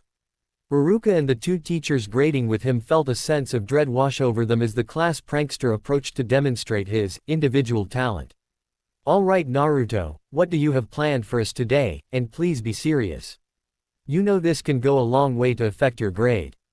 Don't you worry Iruka-sensei. I wouldn't mess this up for sake of a joke. This time, I am going to graduate. I'm ready to show you what I can really do. Iruka gave the confident smile. Alright, and what do you have prepared? Naruto knelt and began pulling out scrolls and bottles of ink out of his bag. I'm going to demonstrate some special seals that I made all by myself. My presentation is going to have multiple parts, but I've got the really complicated one already made. I just wanted to show you that I can do the first part by myself before. Moving on. Iruka was confused, but he still nodded. Alright then, you may begin. Naruto gave him one last smile, before his face changed to one of deep concentration. He dipped his brush into the special ink and began his careful strokes along the scroll. What the hell does that idiot think he's doing? Kiba whispered to Shino, as they watched the blonde scribble away on some scroll. I believe he is attempting to utilize his proficiency in Fuinjutsu for this segment of the test, Shino replied in his monotone voice. What proficiency? I love Naruto as much as the next guy, but the guy's not too bright. I know he sometimes uses seals for his pranks, but come on. Does he really think he's good enough for it to help him with the test? Considering he is halfway through the intermediate series, one would assume that he knows what he is doing. How the hell do you know that? Shino raised a hand as one of his Kikaichu insects crawled up his finger. I send my helpers to observe everyone in the academy. I did it to learn as much as I could about my potential teammates and keeps tabs on them in the event something went awry during the day. Kiba looked shocked for a moment, before grumbling, I swear, if I see anything that even resembles a tick in Akamaru's fur, I'm gonna. Done Iruka-sensei. Naruto yelled as he wiped his brow, before handing the fruit of his labor over to Iruka. Iruka looked over the scroll pretending to inspect it, when he was really trying to save face in front of the other judges. To be honest, Fuinjutsu had been a subject that always went over his head. Of course he had the required knowledge needed for someone of Chunin rank, but he had never really looked too into it. Alright Naruto. It looks very impressive, but what does it do exactly? Naruto's face lit up with his signature grin as he took back the scroll. I'm happy to show ya, but I'm gonna need you or one of the other teachers to help me with a demonstration.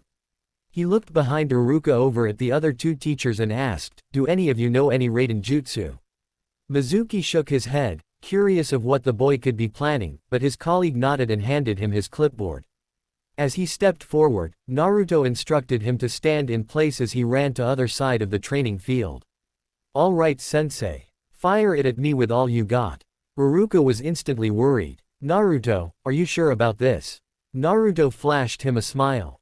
Don't you worry sensei. I got this. He turned his gaze back to the other teacher. Ready whenever you are. The Chunin had a hard time suppressing a grin as he began forming hand signs.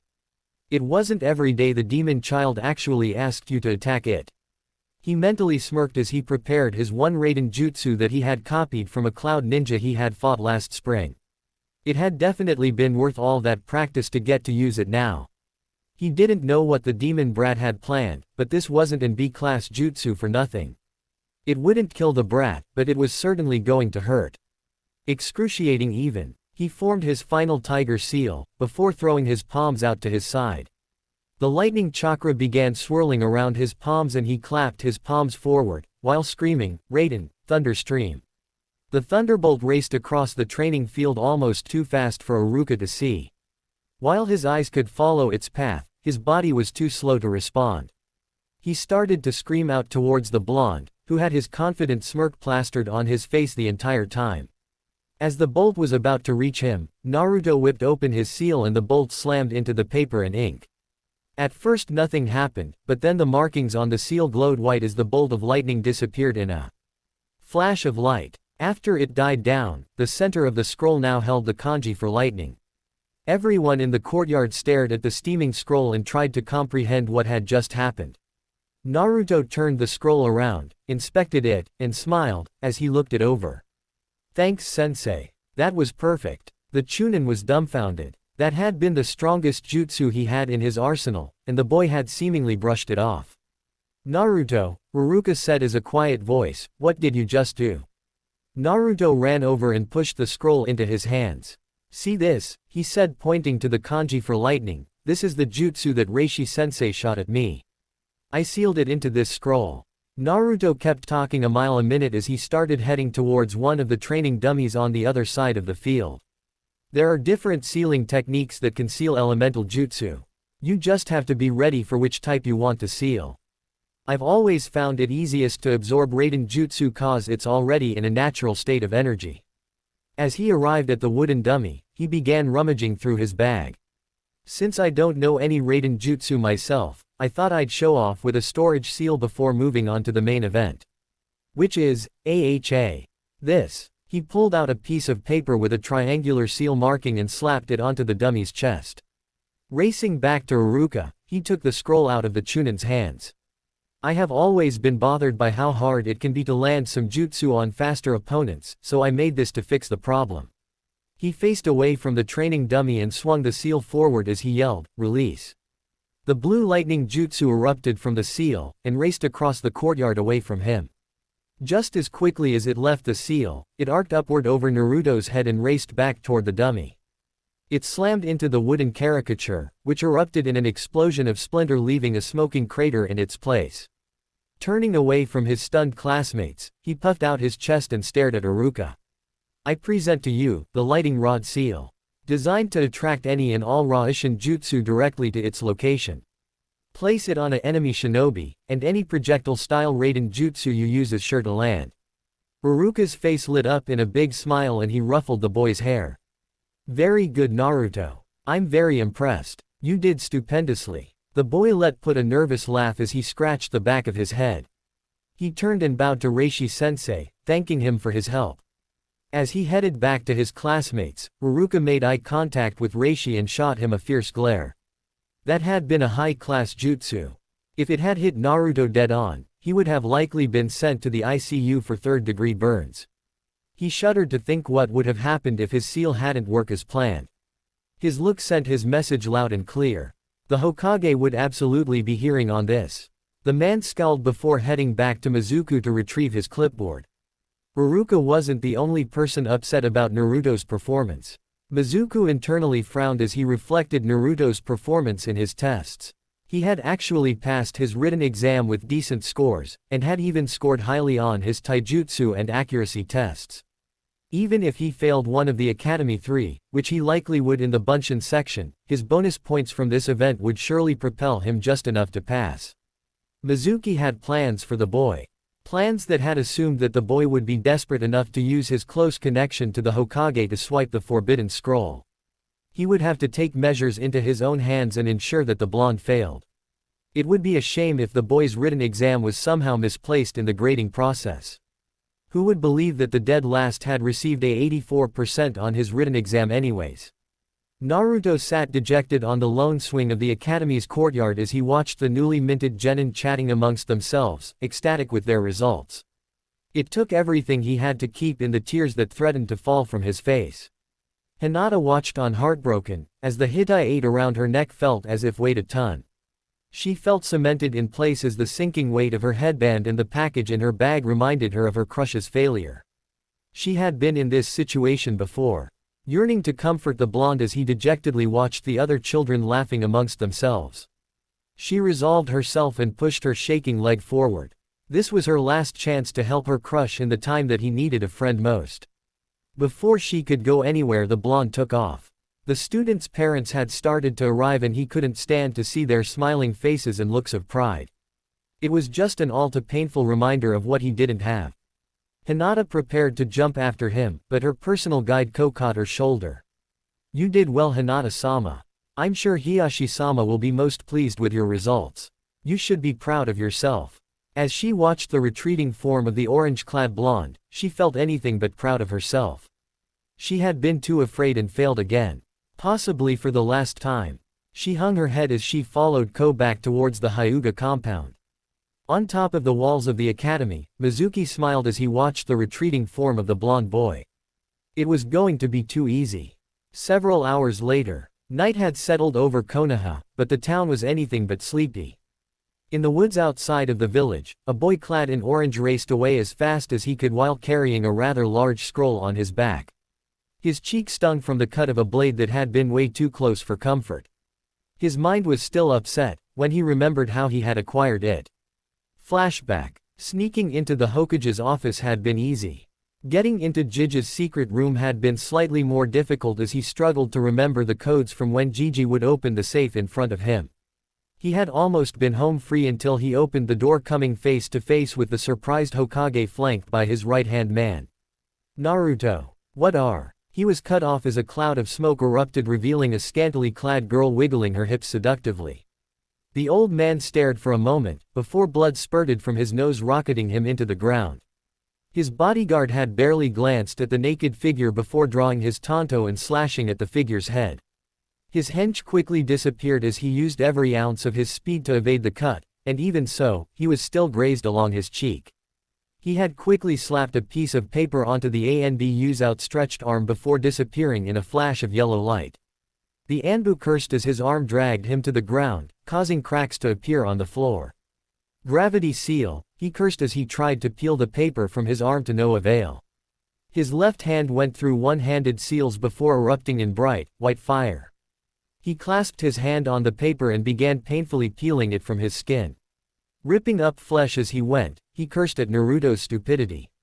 He didn't know what the blonde was up to or what he was involved with, but he was in for a world of trouble after he found him. Finally removing the seal from his body, he cauterized his wound before turning towards the passed-out Hokage. It would reflect poorly on the esteemed leader if others were to find him in his current state, let alone what caused it. Kitsune sighed as he ran through hand seals to wake the professor. Up. His eyes darted to the window as he spied a dark form hurrying across rooftops on the other side of the village. His eyes promised a world of pain for whoever was responsible for this mess. End flashback. Naruto wiped his mouth and ignored the feeling of a hole in his stomach as he raced along the treetops. After finding a spot that was a relatively safe distance away from the village, he finally took a moment to catch his breath. He had never moved that fast in his life, and he had never expected Kitsune to actually take a swing at him. The older boy had barely given his Oryoke jutsu a second glance. Seriously, Kitsune was all work and no play. Not one to waste time, Naruto set the scroll down and began poring over its contents. His eyes flashed over advanced Kaiten jutsus capable of leveling entire armies and Suiten jutsu capable of making blood boil, but he ignored those looking for something that was at least a little manageable for him. Not that he wouldn't love to learn such awesome jutsu like that, but he was on a limited timetable and he didn't want to waste a second on something he couldn't learn immediately. As he scrolled over the contents, his eyes fell across the Kage Bunshin no Jutsu. Perfect. He was about to begin work on it, but his eyes continued wandering the page until it stopped on the next entry. It was a seal that practically screamed at him. It looked so familiar that Naruto felt his face pale when he finally recognized what it was. While the shape of the formula and key parts were different, it was the jutsu formula for the project he had been working on in private for 3 years. He bit his lip as he looked between the 2 gold mines that he had discovered. Here was a treasure trove of information that could potentially finally help him master his secret technique without all of the negative side effects, but Naruto wasn't stupid. It had taken him 3 years to get where he was with the technique, and Mizuki-sensei said he had to master one by the end of the night. Making up his mind, he pulled out a scroll and ink as he began making a copy seal to record all of the information regarding his project. As he was about to place it on top of the scroll, he faltered. He quickly unfurled the entire scroll and skimmed his eyes across the bottom of the page, and a wave of relief swam over him as he did. Always check for an anti-theft seal. If he had placed the copy seal, all of the contents of the forbidden scroll would have been wiped clean, and he knew Gigi would have been furious if that happened. Slightly altering the contents of his copy seal, he held it over the section regarding the teleportation technique and poured chakra into his scroll. With a flash of light, a copy image was now safely within his own scroll. Photo seal complete. Ensuring that it was safely secure in his bag, he returned his attention back to the cage bunchen and got to work. I want every available off-duty Junin out there searching for Naruto. We cannot allow that scroll to be lost or stolen. Am I understood? Yes, sir. An echoed cry responded to the Hokage. The old man was deeply concerned as he could only wait for one of his subordinates to return with some news. As soon as the cage had regained consciousness, Kitsune had sped off in pursuit of the orange-clad boy. His aura promised a world of pain. Of course, Hiruzen was worried about the boy's well-being, but the leader side of him was more concerned about the contents of the scroll. It would be a disaster if a scroll listing many of the Nadime's forbidden jutsu were to fall into enemy hands. Especially when the scroll contained 2 jutsu that the professor considered as the most deadly in all of Konoha's records.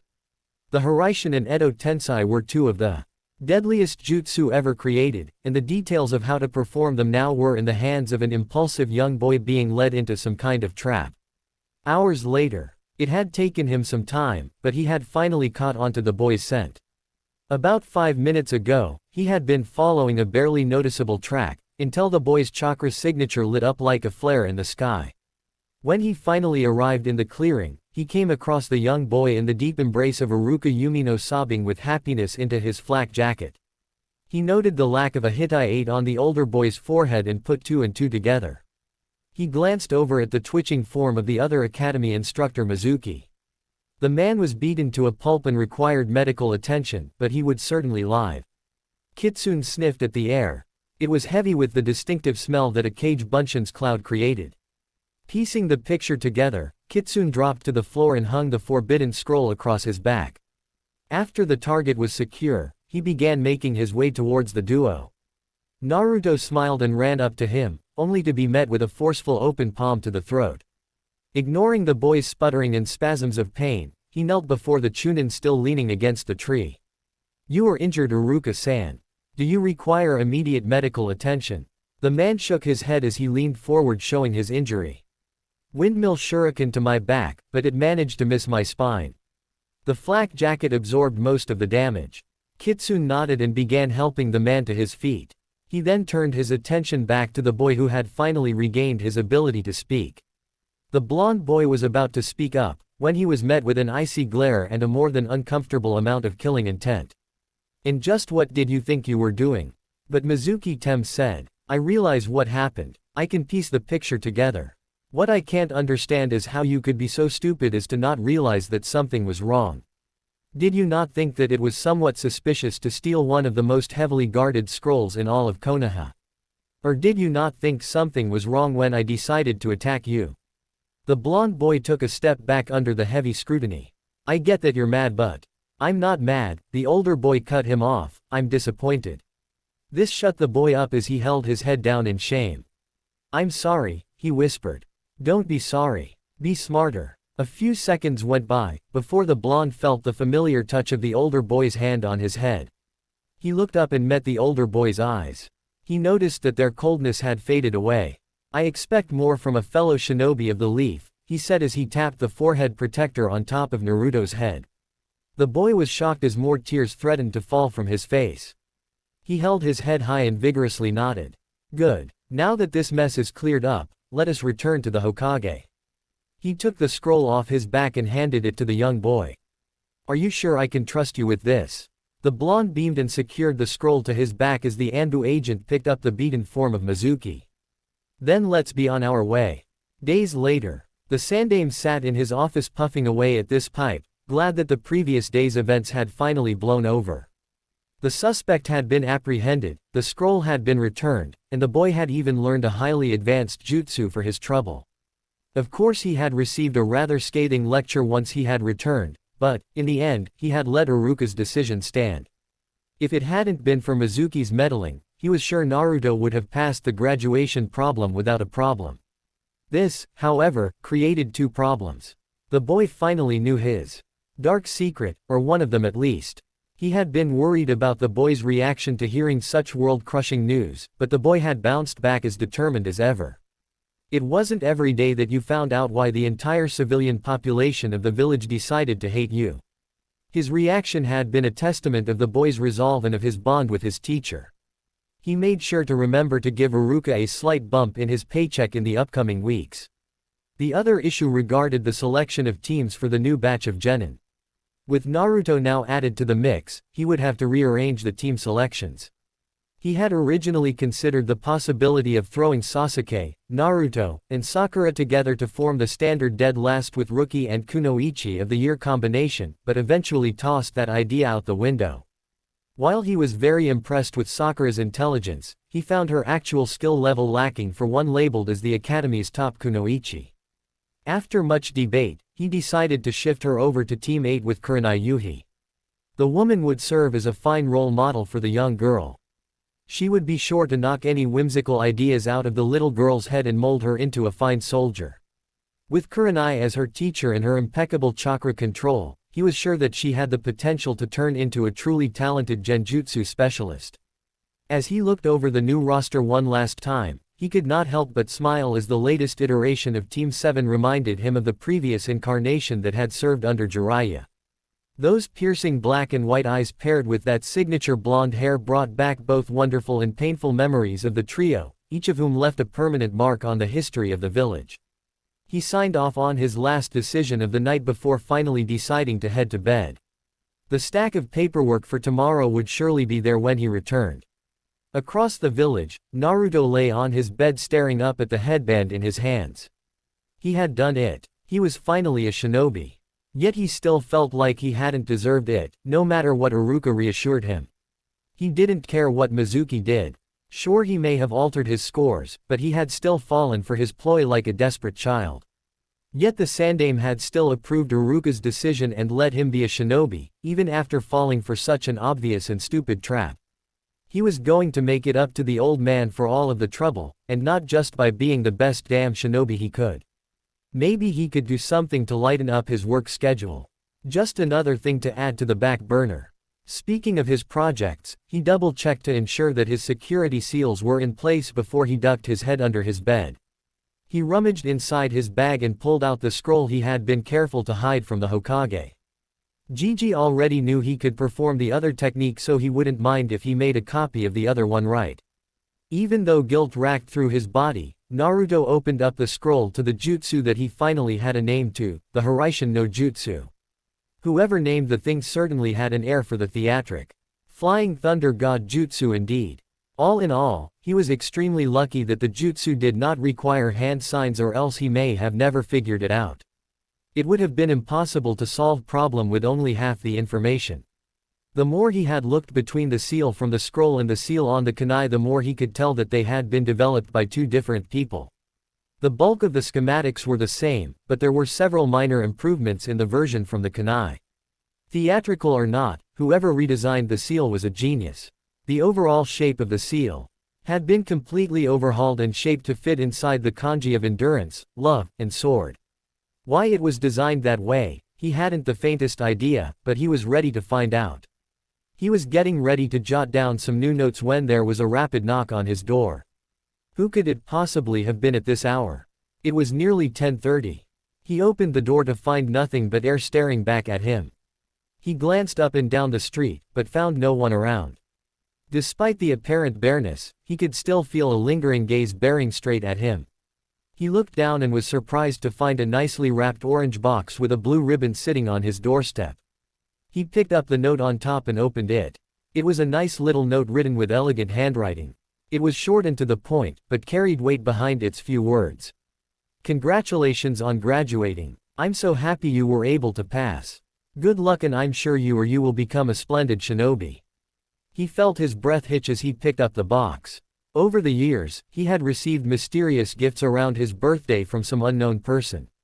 One year he had received his beloved frog wallet, and the next he had received his beloved goggles. He had always assumed it was Gigi, but the boy had spent enough time in his office to know that this wasn't his handwriting.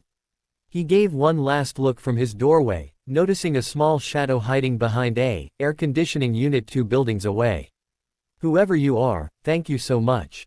For everything, he shouted. He noticed the shadow fall deeper into the darkness of the roof, before a neighbor across the street opened his window and started shouting. Shut up, you damn brat. Some of us are trying to sleep. The boy's face crunched up in a similar frown. Shut up, Subiki-tem. I'll do what I want.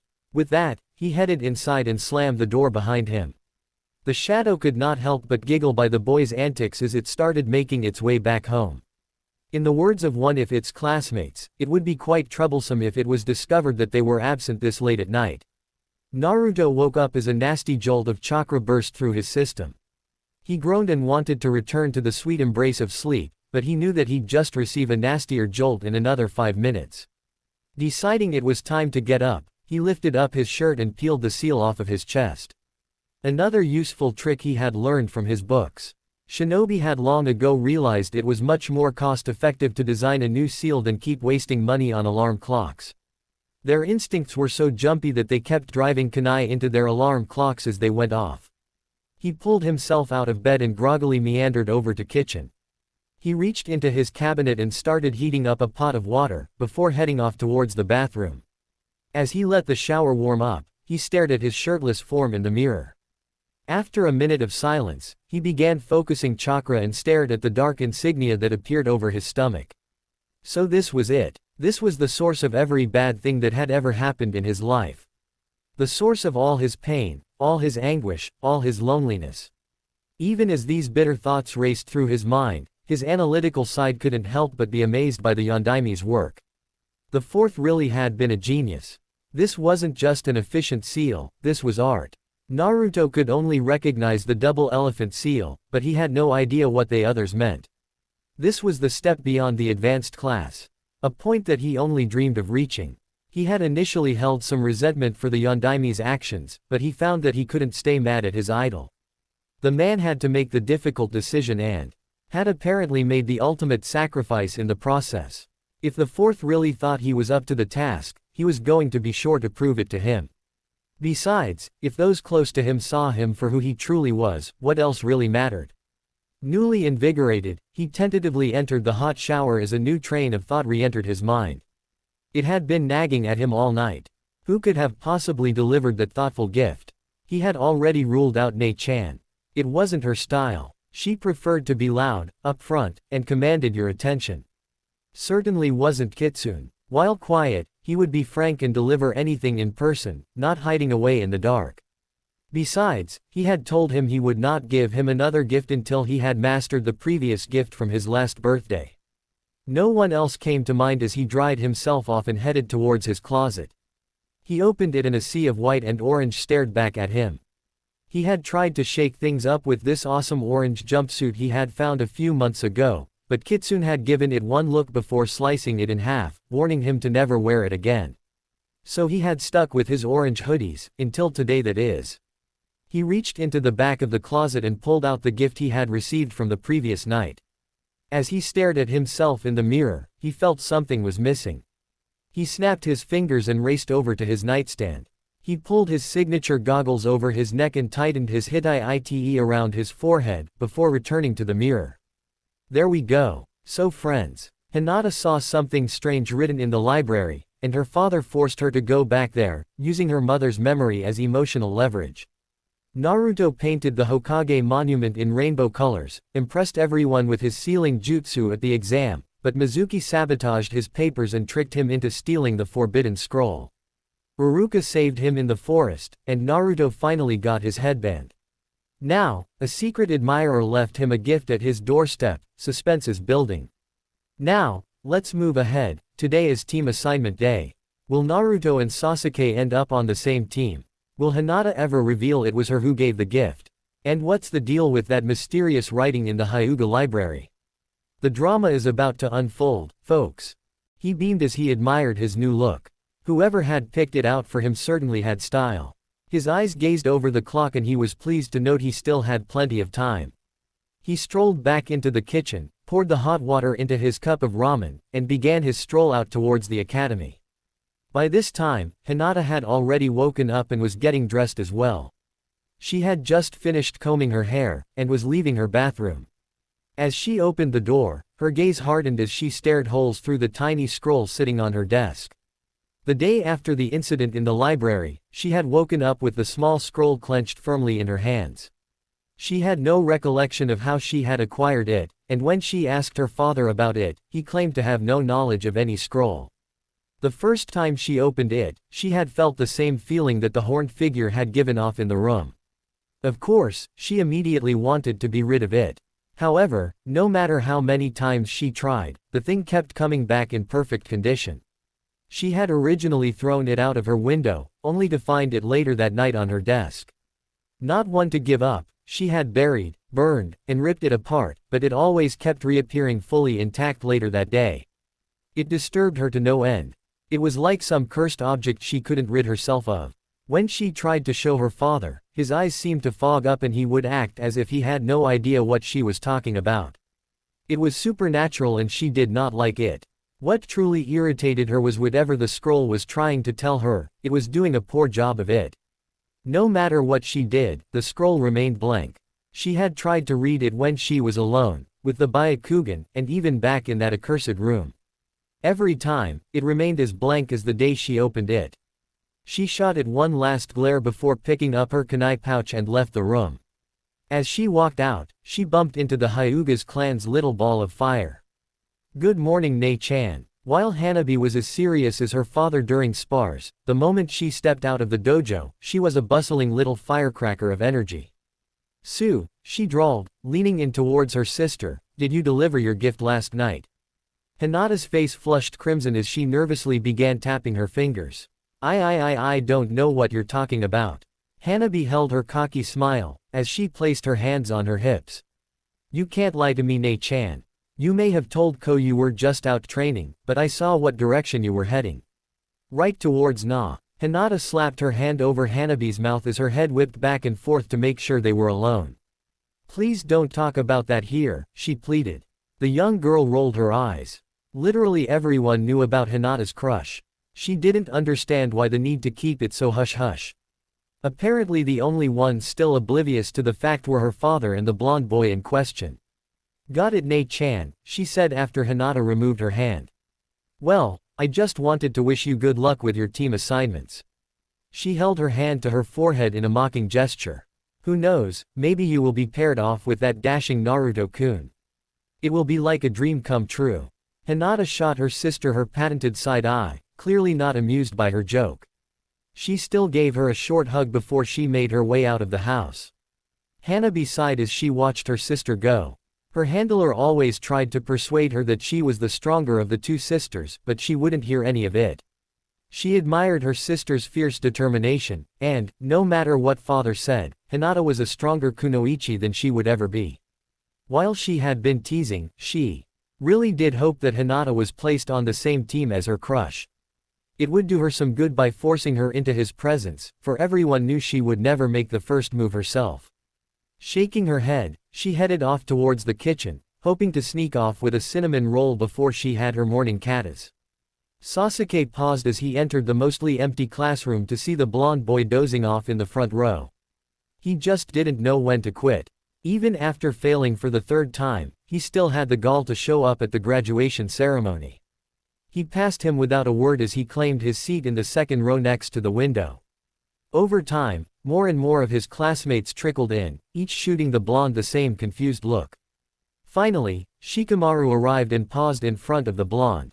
He tapped his knuckles on top of the boy's head, waking him up. "Naruto, don't you think this is getting a little sad? This is for graduates only, not dropouts." Sure, it was harsh, but it was time for the blonde to start facing reality. The boy yawned before erupting in a smile and tapping at his own hite. "I know it's for graduates. That's why I'm here." "Well, what do you know? You actually did it." The pineapple-haired boy fought a smile from forming on his face. "You know it," the blonde beamed. Shikamaru shook his head, noticing the blonde's new clothes, before muttering, "Troublesome," and walking up the stairs to take his seat next to Choji. Hinata had blushed when she had seen the boy already dressed in the clothes she had left for him. She was happy to know that the blonde liked her gift. She had given him a gray long-sleeve shirt and navy short-sleeve hoodie along with 2 pairs of pants. One dark orange and one gray. She thought he looked quite handsome, and tried to stop a blush from creeping up her face. After several minutes, Iruka finally walked into the room and took his place in front of the class. "I want you all to know just how proud I am of all of you. Your hard work has finally paid off and now you are all official shinobi of Leaf. Now remember, the teams that each of you will be split up into will be like your family. More than likely, you will be working with these people for the rest of your life. However, the life of a ninja is never a certain one. Make sure to treasure every moment with your teammates, since you never know when they might be gone." He paused, as he made sure everyone let the message sink in. "Sorry to end on that sour note, you guys, but now let's move on to what you're all waiting for. Your team assignments." Everyone sat up as Iruka began rattling off the names. An eerie quietness settled over the room, only broken by the whispers of the groups whose names had been called. That was until Team 7, Naruto Uzumaki. Naruto lifted his head at the sound of his name. Hinata Hyuga. A sharp intake of breath was heard from the back of the class, and Sasuke Uchiha. In a flash, all of the girls in the room let out a loud groan as none of them were placed with their precious Sasuke-kun. They all shot glares at Hinata, who eeked and tried to bury herself in her jacket. Now Team 8. Sakura Haruno. She came out of her funk and paid him her direct attention. Kiba Inuzuka. The boy chuckled as the pink-haired girl let out a sigh, and Shino Aburame. The said boy merely adjusted his glasses. The pink-haired girl looked dejected and uncomfortable with her new teammates. "Take that forehead, girl," Ino thought triumphantly, before a wave of realization rolled over her. "Wait, but that means..." Iruka cleared his throat before he continued. "Team 10 will be as follows: Ino Yamanaka, Shikamaru Nara, and Choji Akamichi." It was Ino's turn to look crestfallen as Sakura shot her a triumphant look, seeming much more pleased with her own teammates. "These are all of the team assignments.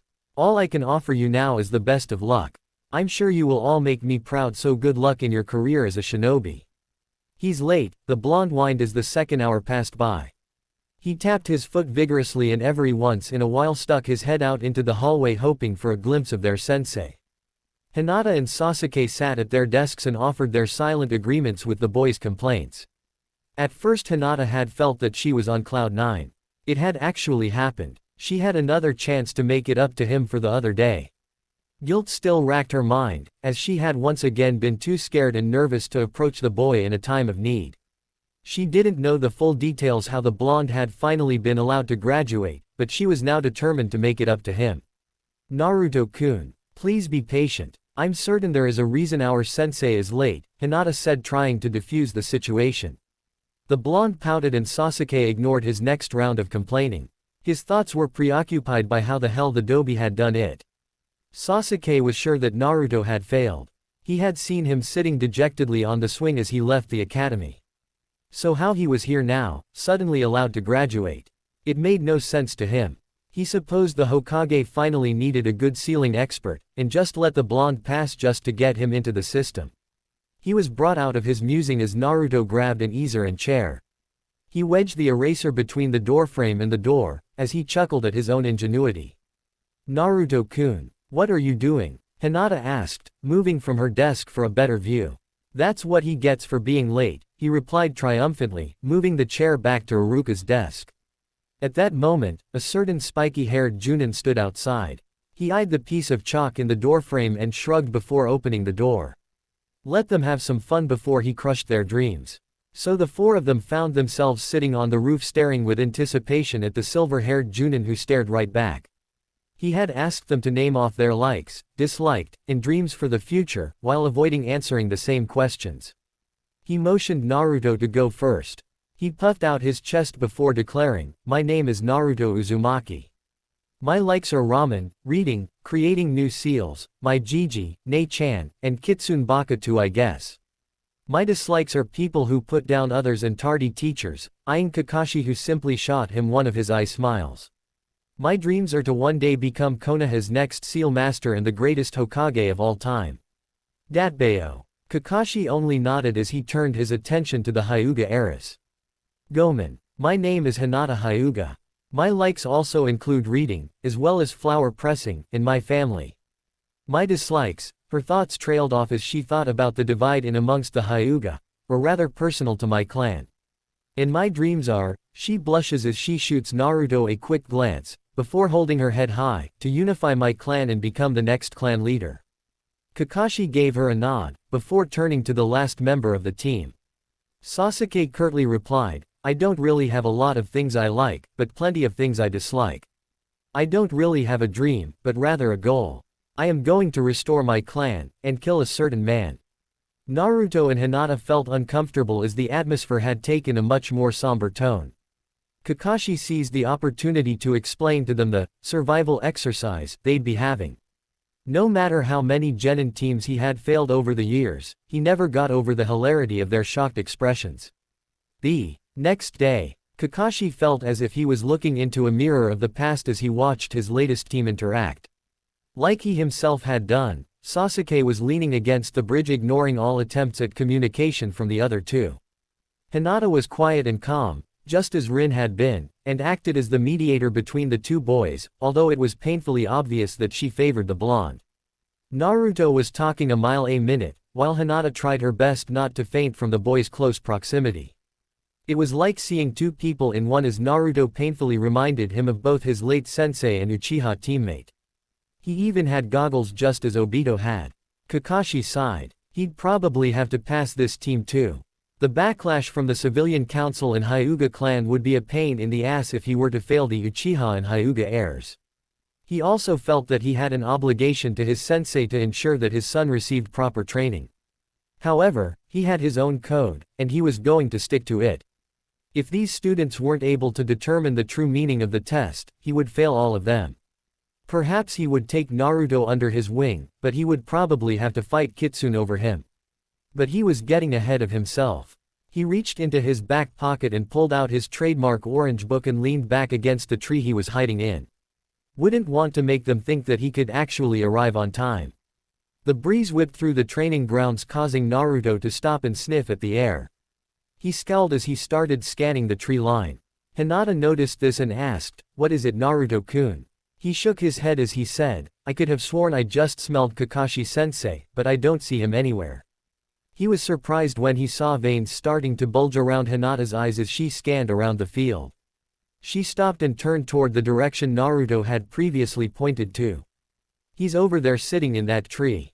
What is he doing?" Sasuke piped in, curious what could possibly holding up their sensei. "He seems to just be sitting and reading," she replied. A tick mark formed on Naruto's head as he screamed, "Hyubaka-sensei. Stop wasting our time reading your stupid books." A second late the spiky-haired appeared in a swirl of leaves saying, "Yo. You're late." Naruto's scream echoed across the training ground. "Nope. I've been here the whole time waiting for you to find me, and I got to say I'm a little disappointed." Even Sasuke sat up at this comment. "You never said anything about finding you," Naruto balked. "True, but you all haven't utilized any of this free time to do anything productive. All this time and you guys have just wasted it waiting around. Did it not occur to you to stretch or warm up before I got here? Maybe make some plans for the test?" Even Sasuke looked away as the thought had not occurred to any of them. Kakashi sighed as he motioned for them to follow. As he reached a set of training posts, he reached into his bag and pulled out an alarm clock. It was time for the bell test to commence. A shinobi must be able to conceal their movements and hide efficiently. This lesson was engraved into every student in the academy. That class was covered more thoroughly than any of the other practical classes, such as throwing kunai and shuriken. The class had a midterm assignment of sneaking from one side of Konoha to the other without being spotted by the planted shinobi hiding among the civilians. Many students were eventually caught due to being careless or reckless. But not Sasuke and Hinata. Kakashi could still sense their chakra, but he couldn't see them at all. The fruits of their efforts were evident. Naruto, however, had decided to ignore that class. Apparently, the blonde boy appeared in a blur in front of Kakashi. The boy reminded him so much of his sensei, especially in that outfit. You know, compared to the others, you're not very bright. Why bother hiding? You're a Junin. No matter how well we conceal ourselves, you'd be able to find us no sweat. Now, you might be overestimating my capabilities a little much, don't you think? The blonde vigorously shook his head. Nope, Kitsune-san can find me anywhere, even when he's not trying. Even if you say you're a Junin, I'm certain your tracking skill's up to par with him. Inu, the blonde finished with a mischievous grin. If Kakashi was surprised, he didn't show it. The blonde continued, by the way, I wanted to thank you for stopping those villagers 6 years ago. It meant a lot to me. Kakashi waved him off. Think nothing of it. It was the least I could do. Now, if you are finished moping about in the past, he began reaching into his pouch, putting Naruto immediately at alert. Shinobi Battle Tactics, Part 1, Kakashi said, sounding like a textbook. Taijutsu, the physical part. Taijutsu. Then why is he reaching for his pouch? Naruto wondered as he prepared to snatch a kunai to defend himself. He was caught off foot as his sensei pulled out a familiar orange book. What are you? Naruto asked, confused. You can start whenever you feel like it, the Junin said as he flipped a page. Why are you reading that perverted book? Why? The silver-haired man asked. To find out what happens in the story, obviously. Don't worry, I'm sure your weak attacks won't be enough to actually harm me. Steam blowing out of his ears, the blonde rushed at the older man, throwing out a punch with as much strength as he could muster. He was bothered when the man caught it without even looking. The boy landed and threw a quick kick, which was just as easily blocked. The boy began a flurry of kicks and punches, all of which were effortlessly stopped by the older man. He's fast, Kakashi noted to himself, but extremely sloppy. He had heard negative things from the academy, but this was ridiculous. It was like the boy was incorporating different moves from a multitude of styles that meshed together in an unholy mess. He delivered a powerful kick to the blonde boy's gut, which sent him skidding back several feet. The boy rose to his feet and angrily formed his hands together in the tiger seal, and 10 shadow clones puffed into existence beside him. Many dipped into their pouches, drawing kunai, and charged as one. Kakashi barely moved an inch as he dismantled every clone that attempted to get near him. As he blocked one kick, he noted the original standing in the back watching the events unfold. So the loud brat actually knew how to use his head. He brought his thoughts to a close as he dismembered the last of the clones. He closed his book and the two seemed to just stare at each other. After a minute, the blonde brought his hands in another seal, summoning more clones. Kakashi was a little disappointed. He had been told that the blonde was quite imaginative. You can't just beat me with clones. At this rate, you'll never get a bell. The blonde chose to ignore the man's taunt and reached into his bag. Quickly, he threw down a smoke grenade, engulfing the area in purple smoke. Kakashi stayed put as he heard the clones beginning to surround him. He was about to reach for some shuriken to dispel them, when a pair of hands shot out of the ground and clasped onto his feet. Immediately, the clones charged as one. Using his superior strength, Kakashi wrenched himself free of the hand underground and jumped into the air, hearing the satisfying pops of the clones after he let loose his barrage of shuriken. As he soared out of the cloud of gas, he saw the original Naruto going through several hand seals. Even without his Sharingan, he recognized that jutsu and actually began to worry. What was Kitsune doing teaching that jutsu to an academy student? Naruto brought a hand to his lips as he exclaimed, Kaden, Fox Hellfire. A stream of spiking, yellow fire streaked from mouth. It surged forward and engulfed Kakashi's body, setting him ablaze instantly. Cutting off the jutsu, Naruto found a burning log in the place of his sensei. Kuso. Kakashi watched the boy from the treeline as he desperately tried to find his teacher. At least Kitsune had been smart enough to make sure the blonde mastered the jutsu in parts. It may function as a simple Kaiden jutsu in its base form, but its second or third level were no laughing matter. As the boy let out another curse, Kakashi smiled under his mask. So the prankster has a temper problem. This thought brought a smirk to his face as an idea popped into his head.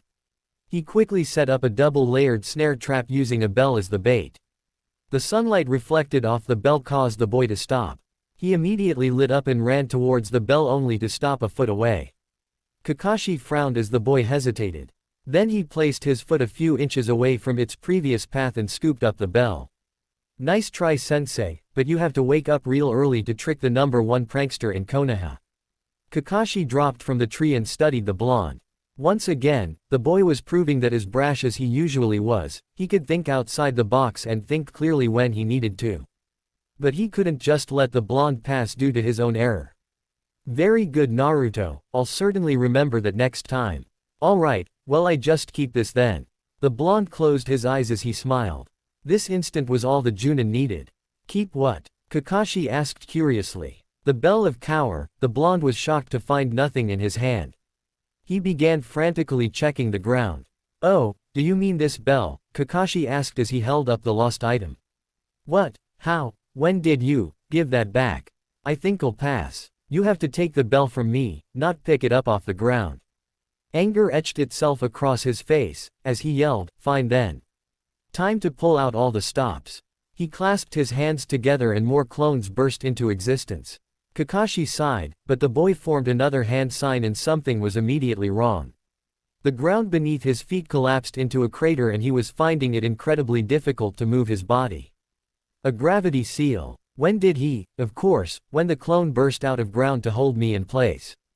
He already had a plan ready in case that one failed. The group of blondes jumped on top of him and pinned him down as the original whipped out a handful of kunai and flung them at the heap of bodies. Kakashi wasn't a Junin for nothing. Even under the influence of the gravity seal, he was still able to use his incredible strength to wrench one of the blondes off him and fling him into the path of most of the kunai coming towards him. He twisted his way out of the paths of the remaining kunai, ensuring that the clones attached to him would fall in their line of fire. Something vaguely familiar passed by his head, as he turns his attention to the original and everything seemed to stop. He watched awestruck as the blonde disappeared in a flash of yellow light that he had seen 100 times.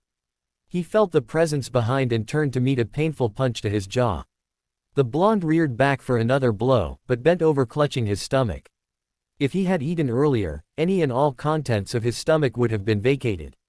Instead, he proceeded to throw up an unhealthy amount of blood. Still awestruck, Kakashi ripped off the seal with a mild Kaiden pilot jutsu as he rubbed his jaw. That had actually hurt. More importantly, the blonde was more and more reminding him of the ghost of his past. That had been the Hiraishin no Jutsu, no doubt about it. He really was the budding Fuinjutsu prodigy the Hokage had boasted him to be. Naruto squatted hugging his stomach as he tried to orient himself.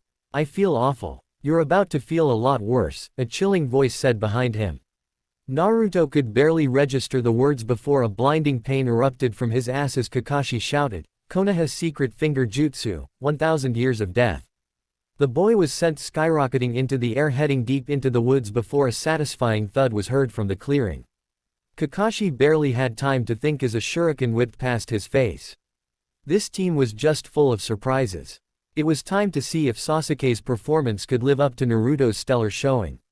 Hinata raced through the woods heading towards where Naruto had impacted. She had found him easily enough with her Byakugan, but Kakashi-sensei had really sent him flying.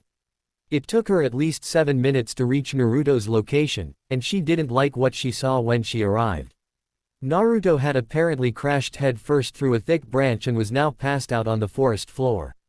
On his way down, the branches had torn up his face and now it was covered in some nasty scratches. She turned him over and carefully dragged him so that he was leaning against a tree. She didn't know what caused him to vomit so intensively after that technique, but she didn't wanting him choking if he had a repeat episode.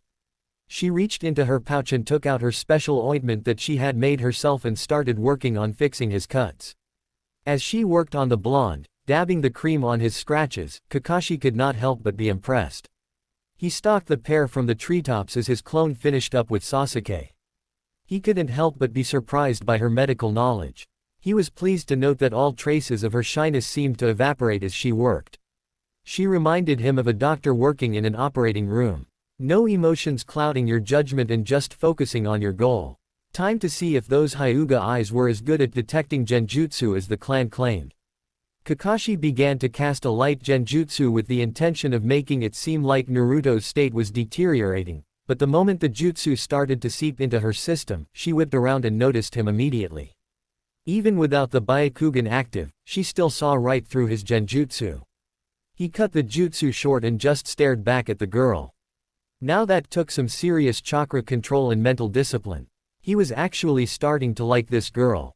He dropped to the ground in front of them as Hinata took up a defensive stance over Naruto. That's some very efficient cream. Those scratches already look like they're healing. Any chance you're willing to tell me where you got it? I made it myself from herbs found within the Hyuga estate. Kakashi noted how her stance did not waver, despite her cordial tone. Really? Very impressive. Now then, what are you going to do? There isn't much time left, and you're the only one who hasn't attempted to obtain the bells. She bit her lip as she glanced between the Junin and the boy behind her. There was no way she was going to be able to protect him as well as try to get the bells. She was no fool. She knew she had no chance by herself. She needed help. She quickly flung a kunai at Kakashi before slamming a smoke grenade into the ground. He didn't even move his feet as he batted the kunai away, keeping his eye on the smoke. After the cloud settled, he wasn't too surprised that Hinata and Naruto were gone. At least she understood the point of the exercise, Kakashi thought to himself, but that isn't enough. All three of them have to work together if they want to succeed. Hinata raced towards Sasuke's chakra with Naruto's limp form on her back. With Naruto out cold, she was going to need the Uchiha's help if any of them were going to pass. As she entered the clearing, she was startled to find Sasuke's head sticking out of the ground. He shot her a glare as a blush erupted across his cheeks. Not a word, he muttered, clearly embarrassed by his helpless situation. She gave him a nod, and carefully set Naruto, before helping him dig himself out. Around this time, Naruto was finally beginning to stir, and when he did, he was met with a massive headache. What hit me? He said as he tried to regain his bearings. His eyes were blurry and he blinked a few times before his vision finally came back into focus on the side of Sasuke's head. He took one look, before bursting out laughing and falling on his back. Sasuke's face burned crimson in anger and embarrassment. Shut up, dumbass. Oh my lord, this is priceless. The blonde rolled on the ground clutching his sides, as Sasuke finally climbed free from his trap. He gave Hinata a thankful nod as he began brushing off his clothes. Excuse me you two, Hinata interjected. She felt her face heating up as both boys turned their attention onto her. Why had this been so much easier a minute ago? I don't think any of us are going to be able to get a bell from Kakashi-sensei on our own. Speak for yourself, the Uchiha cut in. I'm going off to find that man and take that bell. Hey, Naruto yelled, grabbing the retreating boy's shoulder, forcing him to face him. That was rude. Apologize to Hinata-chan. Let go of me. I don't want either of your help, nor do I need it. You can't do everything yourself, you jackass. Stop being so stubborn and just hear her out. And I just said I don't want your help. Why you little? Their argument was broken off as the sound of the alarm clock pierced across the training grounds. Time was up. Oh, Hinata. A familiar voice called sweetly from a tree near the training posts. Looking up, the genin saw their sensei lazily leaning against the tree trunk. Yes sensei, she muttered nervously. She did not like where this was going. Did you try to get a bell? He asked far too casually. Hinata took a step back. No sensei. Well, you know what that means, right? Hinata could only hang her head in shame as she accepted her fate. Kakashi had been more than a little disappointed by the results. There was no denying that these kids were talented. Skill-wise they earned their genin ranking with flying colors, and maybe could even put a few chunin to shame. As he went over the concept of the survival exercise, he could not help but notice the feelings of guilt that spread across the boys' faces. If they had tried together to get the bells, he was certain that they at least be able to get one of them. Alright, I'm going to give you guys one last chance. He left clear instructions to not feed Hinata for her failure to even attempt to obtain a bell, before disappearing with a shunshin. He now watched the pair eating quietly as the young girl's stomach growled, causing her to turn red in embarrassment. As if planned together, both boys offered their lunches at once. The three genin stared at each other in shock before Hinata shook her head. Please do not waste your opportunity on me. Too bad, Hinata-chan. I have to make it up to you for patching me up after I landed on my head. I also owe you an apology, Sasuke said as he offered her his food. You were the only one who saw the true meaning of this test. With all of us at our full strength, I'm confident we can get the bells from Kakashi. The blonde vigorously nodded his head in agreement, as tears threatened to fall down the young girl's face. Kakashi smiled behind his mask. They finally got it. Come on, sensei. Let us go. Naruto yelled as he struggled against the rope. Sorry. You and Sasuke admitted yourselves that Hinata was the only one who saw through the true meaning of the test. Meaning that you two are the ones who failed. If you want to get free, do it yourself. The blonde and black-haired boys were now tied up against the training posts as Hinata and Kakashi stood over them. Alright then, we'll meet back here tomorrow for our first real day of training. As he turned to leave, he gave one last look to Hinata. I know I just gave that whole speech about abandoning comrades, but try to overlook that right now. Don't help them get free. They'll never learn if you keep picking up the slack. She blushed at the compliment, as the Junin disappeared in a swirl of leaves. Hinata turned and bowed to the two boys, with a light smile on her face. Gomen, Naruto-kun, Sasuke-kun. But it appears I am less than trash. With that she turned and left, barely controlling her giggling. Hinata-chan. Please, don't leave us. It was another grueling 15 minutes before Sasuke finally freed himself from his bindings. Great job, Sasuke-tem. Now let me out. The blonde pleaded. Sasuke smirked and dropped his kunai just out of reach of Naruto's feet. A good shinobi should be able to escape from this himself.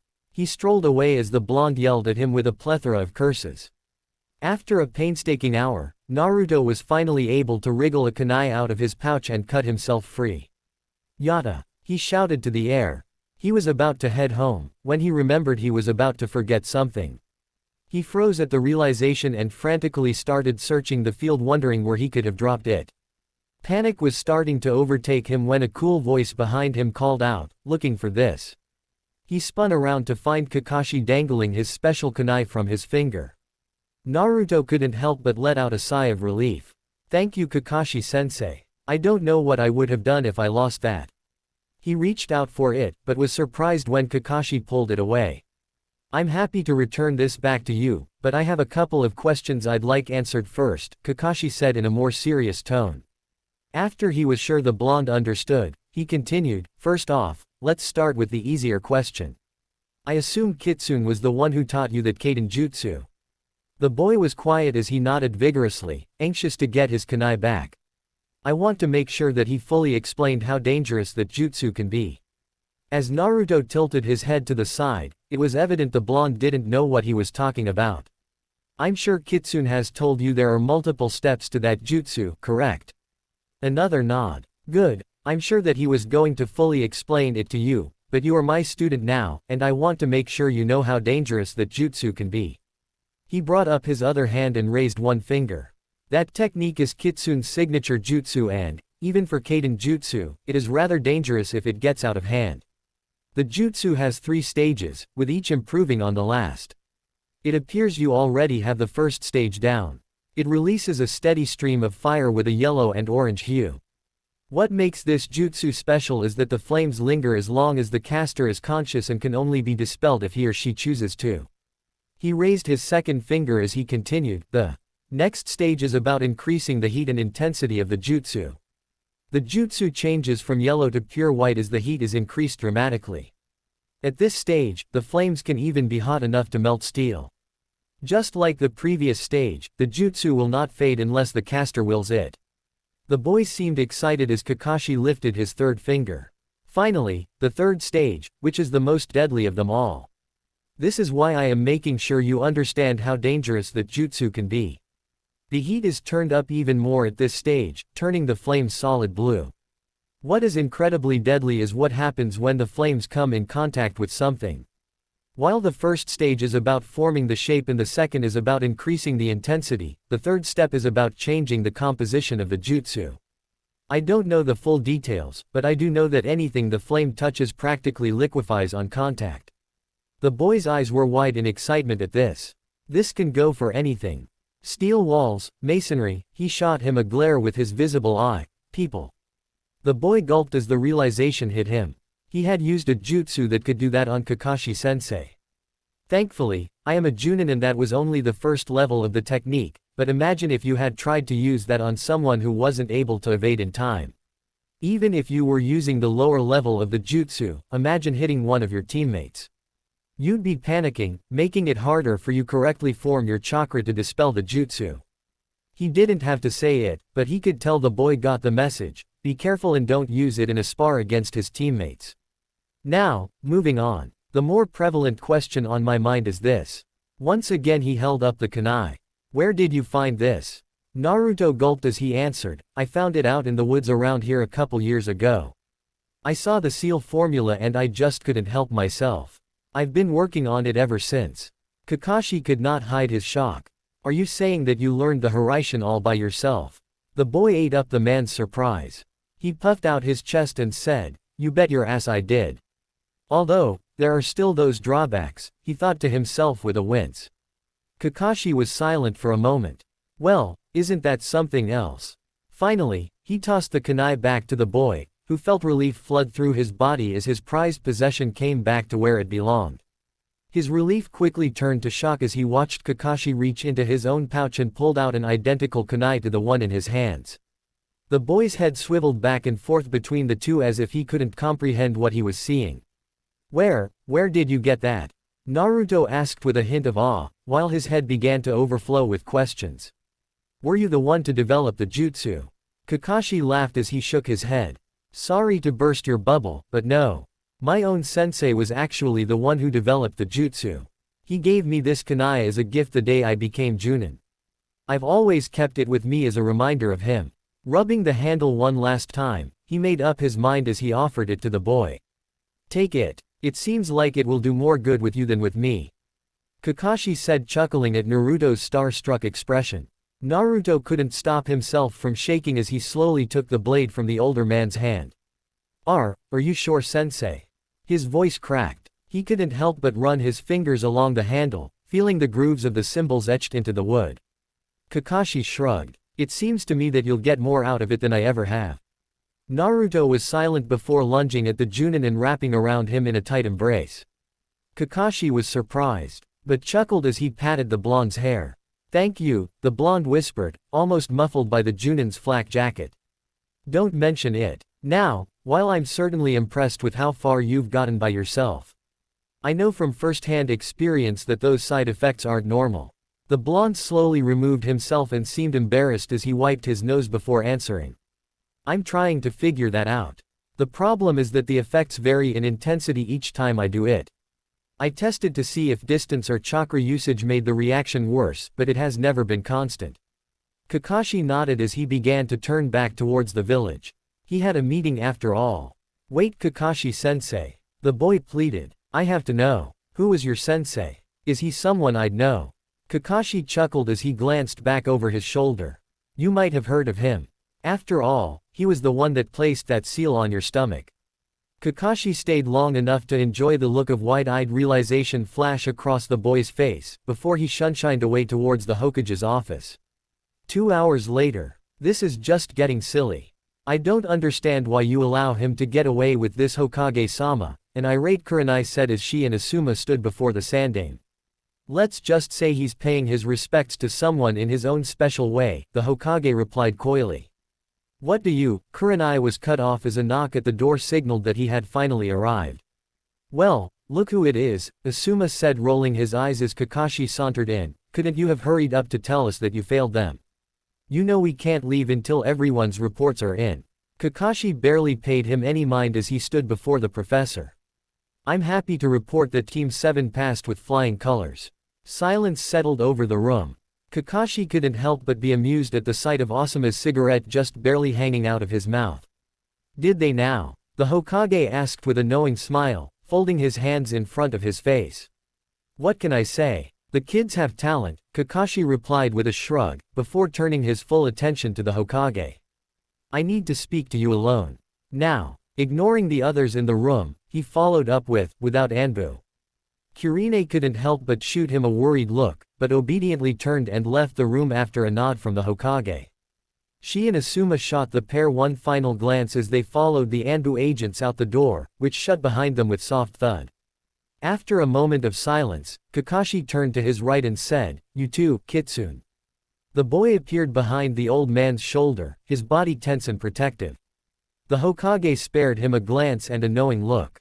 Reluctantly, the boy stood down and offered one last bow before following the others out of the room. The silence that settled over the room was deafening. It was another minute before Kakashi spoke up again. So, when were you going to tell me we had another yellow flash on our hands? The old man chuckled as he palmed his pipe and produced a small flame from his finger to light it. I thought it would be entertaining to see your blind reaction. He paused and took a drag of his pipe before continuing. I'm honestly surprised he got a punch in. Kakashi eyed the glass ball behind the old man's desk as he rubbed his jaw. I was surprised myself, though he only landed it because of the shock value and the gravity seal. So, he really did discover it himself. The old man nodded, leaning back in his chair. I was just as surprised as you. It was about 2 years ago. I had known for a while he had been meddling with some secret project for some time, but when he came forward and showed me what it was, I was speechless. It was like watching Minato attempt the technique all over again.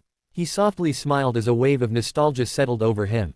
He let the feelings reminisce for a few moments longer, before his expression took on a more serious look. However, I am concerned about the toll the jutsu is taking on his body. Kakashi nodded as the Hokage took another drag of his pipe. Minato had experienced some disorientation during the early stages of development, but afterwards his body adjusted to the feeling. The only time he experienced anything similar to what Naruto has felt was the first time he ever attempted it.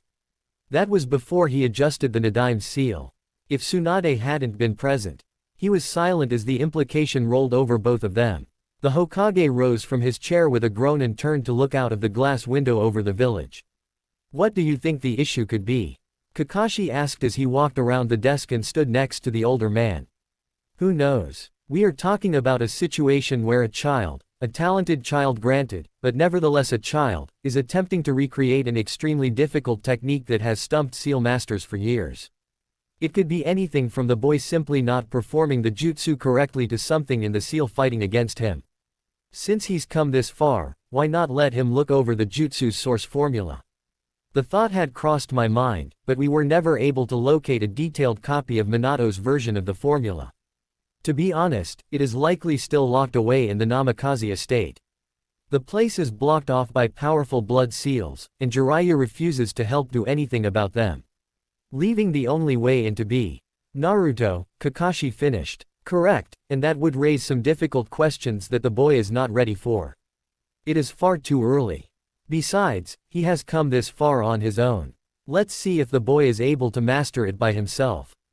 The more he experiments, the better understanding he will gain from it. The Hokage sighed, then turned his gaze towards the west side of the village. Now I think we've discussed Naruto enough for one night. I'm curious to hear about your other two students as well. Kakashi closed his visible eye. Sasuke performed just as you'd expect from the Uchiha. Powerful fire techniques and superb taijutsu skills.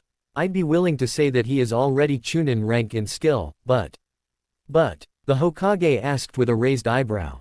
But, he needs to work on social skills.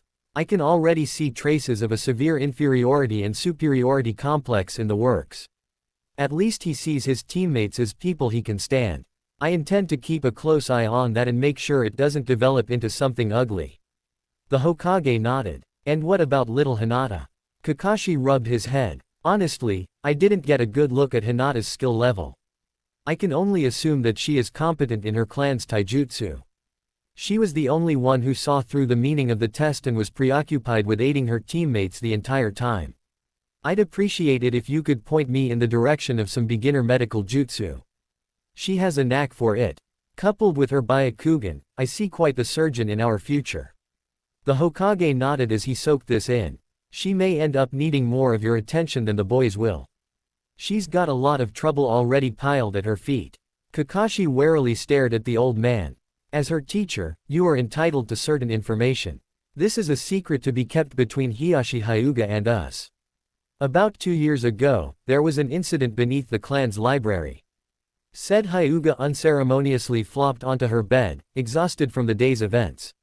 She had just finished talking with her father. His eyes had flashed when he heard the names of her teammates, and she could have sworn she had seen him sharply glance to a photo on his desk. Even after that display, he seemed pleased with the results of her report. Of course, she had left out the part of how she had been tied to the pole. She could only imagine the lecture and shame she would receive if he heard about that. She shifted her head into a more comfortable position, and was met by the small scroll sitting on her nightstand. She glared at the parchment until she noticed that something was different. Just like its inside, the outside had always remained blank, but now, there was a kanji for one written in black ink. She nervously took the scroll into her hand.